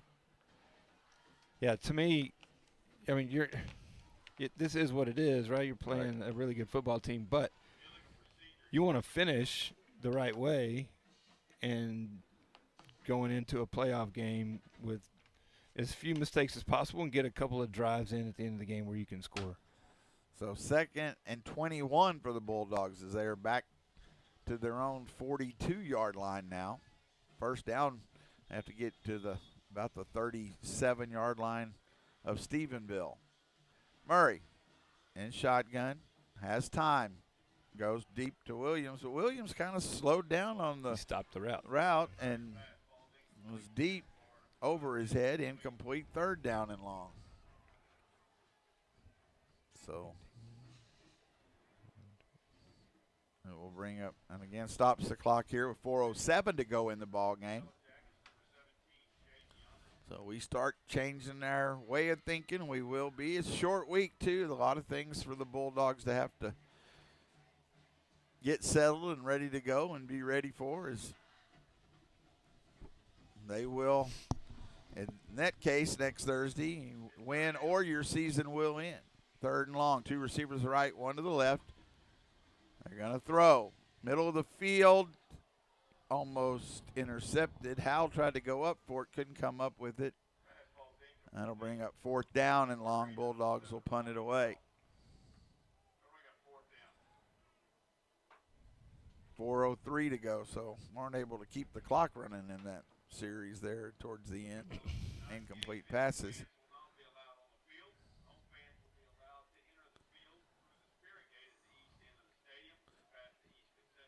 Yeah, it's really just a errant pass, just too high over his head for him to come down with it. They still line all those guys up. High snap, and does get it away. Later, it's going to be returned from the 29-yard line. And carries it up past the 35. I thought there might be a bit of a hold or a push in the back. Push in the back on that. In fact, I think number 5, Stone from Stephenville, thought he was going to get called for that, too. He was looking, I thought so, too. But they get the return to the 38-yard line. 3:53 to go in the game, 51-7, Stephenville. The quarterback again now is Jack Butchie, and he's come in for one play and threw a 66-yard touchdown. Threw about 1 yard. And 2 receivers to the right. Snap back. He'll hand it off. Not sure what running back. You'll have to help me get that number. New running back in there. And he'll pick up 8 or 9 yards past the 45 to 46-yard line. I think it was number 4. Is that number 4? Julio Cedillo. He picked up 8, a little more than 8. 2nd down and short 2. Clock runs at 3:25 to go in the ball game.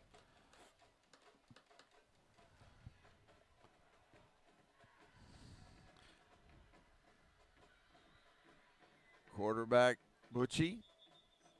Before he can hand it off, there's a whistle. Flag. Yep, illegal procedure against Stephenville, so it'll move him back 5 to the 41-yard line.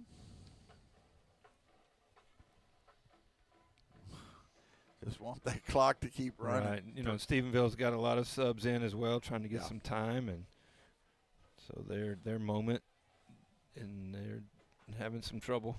2nd down and 7 now. Clock is running under 3 minutes. 2 receivers to the right. Butchie, the quarterback. Cedillo, the running back, to his right. They will hand it off again. And he is quick, too. He's much smaller back than, but he's quick into the outside. What great. I know they have him listed as he is a senior. 5'6", 165, but he's very quick. He gets the first down pass midfield to the burn at 49. 2:33. Clock runs again after they set the first down marker. Well, you definitely don't want to. You want to make sure you get him down, or Cedillo will go to the end zone real quickly as well. And they're going to hand it off to him again. A good job to bottom up and not let him go There you anywhere. go. Pushed him back. Called that I think one. he lost a yard. Well, I mean, I don't think they're going to do anything else but that, so we need to have a couple of guys right there. Well, they did it on the first play. That I don't see it now. Yeah, that was a 1-yard pass. I mean, I know they threw it out there, but true. That that was pretty much not, on us. yeah, we did took a not bad take good angle. Yeah. 2nd and 11 at the 50, minute 41. 2 receivers to the right. Sedilio, high snap. He's going to get the handoff, though, and he is pushed back after a short gain. Gets maybe 2 yards to the Burnett 49, and that makes it 3rd down and long.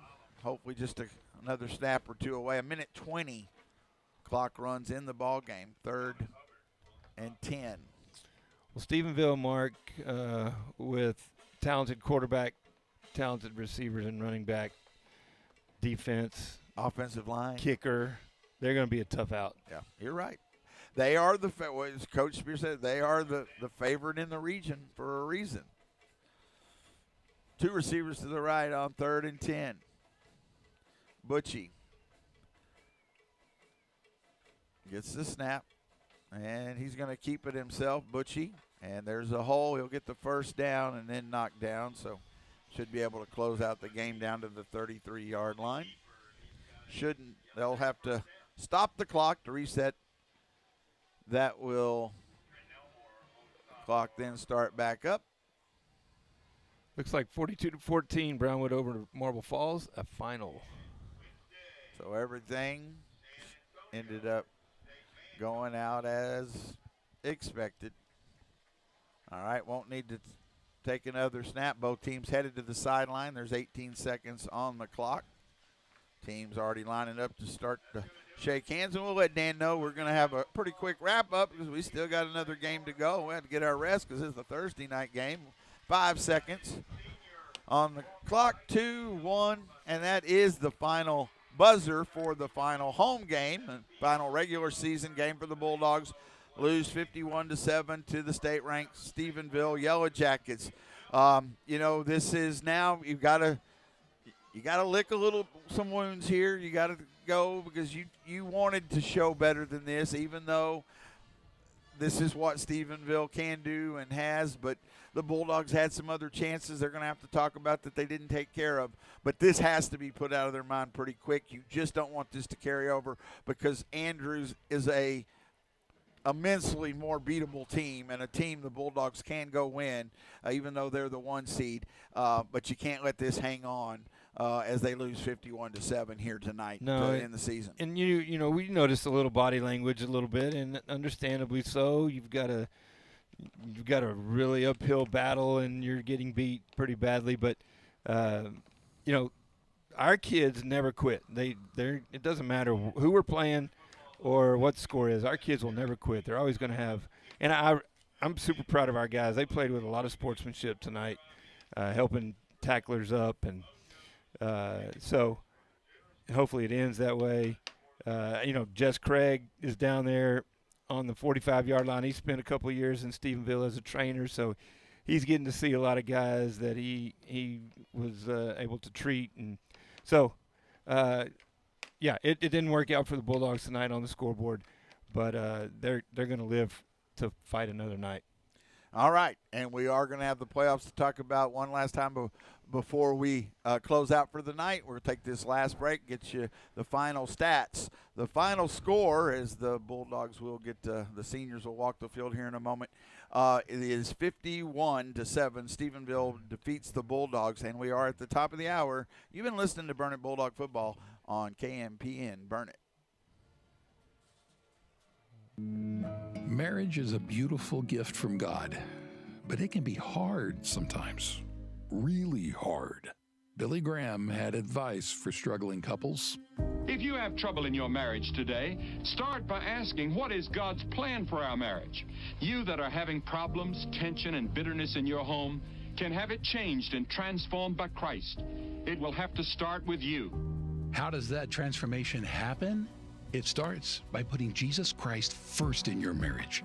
A marriage that begins again at the foot of the cross is one in which we can say, by God's grace, I will love you, accept you, forgive you, as God has loved me, accepted me, and forgiven me. You do it by surrender and trust and faith. We can help you find ways to strengthen your marriage. Go to billygraham.org and search for marriage. That's billygraham.org from the Billy Graham Evangelistic Association. Mark Edmondson, Roy Kaiser, back with you live for final time here in the regular season. Playoffs are on the way. Next Thursday, 7 o'clock kickoff. We'll go on the air pregame at 6:30 from San Angelo against Andrews. The stats for the final stats here tonight. Murray came on in the second half. Only had 16 yards in the first half. Finished with 122. He's 15 of 23 for 122 and a touchdown to Jorplin. On the ground, Coronado had 11 carries for 63 yards. Kastner 1 carry for 5. Lopez 5 for 10. Pimentel 5 for 25. And through the air, Williams had 5 catches for 49 yards. Pimentel 6 for 32. Howell 1 for 11. And Jorplin, with the only touchdown for the Bulldogs, had 3 catches for 19 yards. You know, this end of the week kind of, this is tough. But, you know, in a week, things could look a lot brighter. You know, esprit de corps would be nice. And whatever it is, they'll do a great job and represent Burnett, of course, with a lot of spirit, pride, and honor. Sure. But, you know, a state championship and the marching contest on a Wednesday and a by-district championship on a Thursday night next Friday, you know, could look a lot different. Now, a lot of things have to happen in there, but certainly within the realm of possibility completely. And so, you know, you do have to take the ebb and the flows of it, and we know that. I think the biggest problem the Bulldogs face is not just this game. It's the close losses. If they had a Lampasas or Brownwood, one of those games, I think this game looks a little different. That's my biggest concern. So that's, to me, the taste they got to get out of their mouth and forget.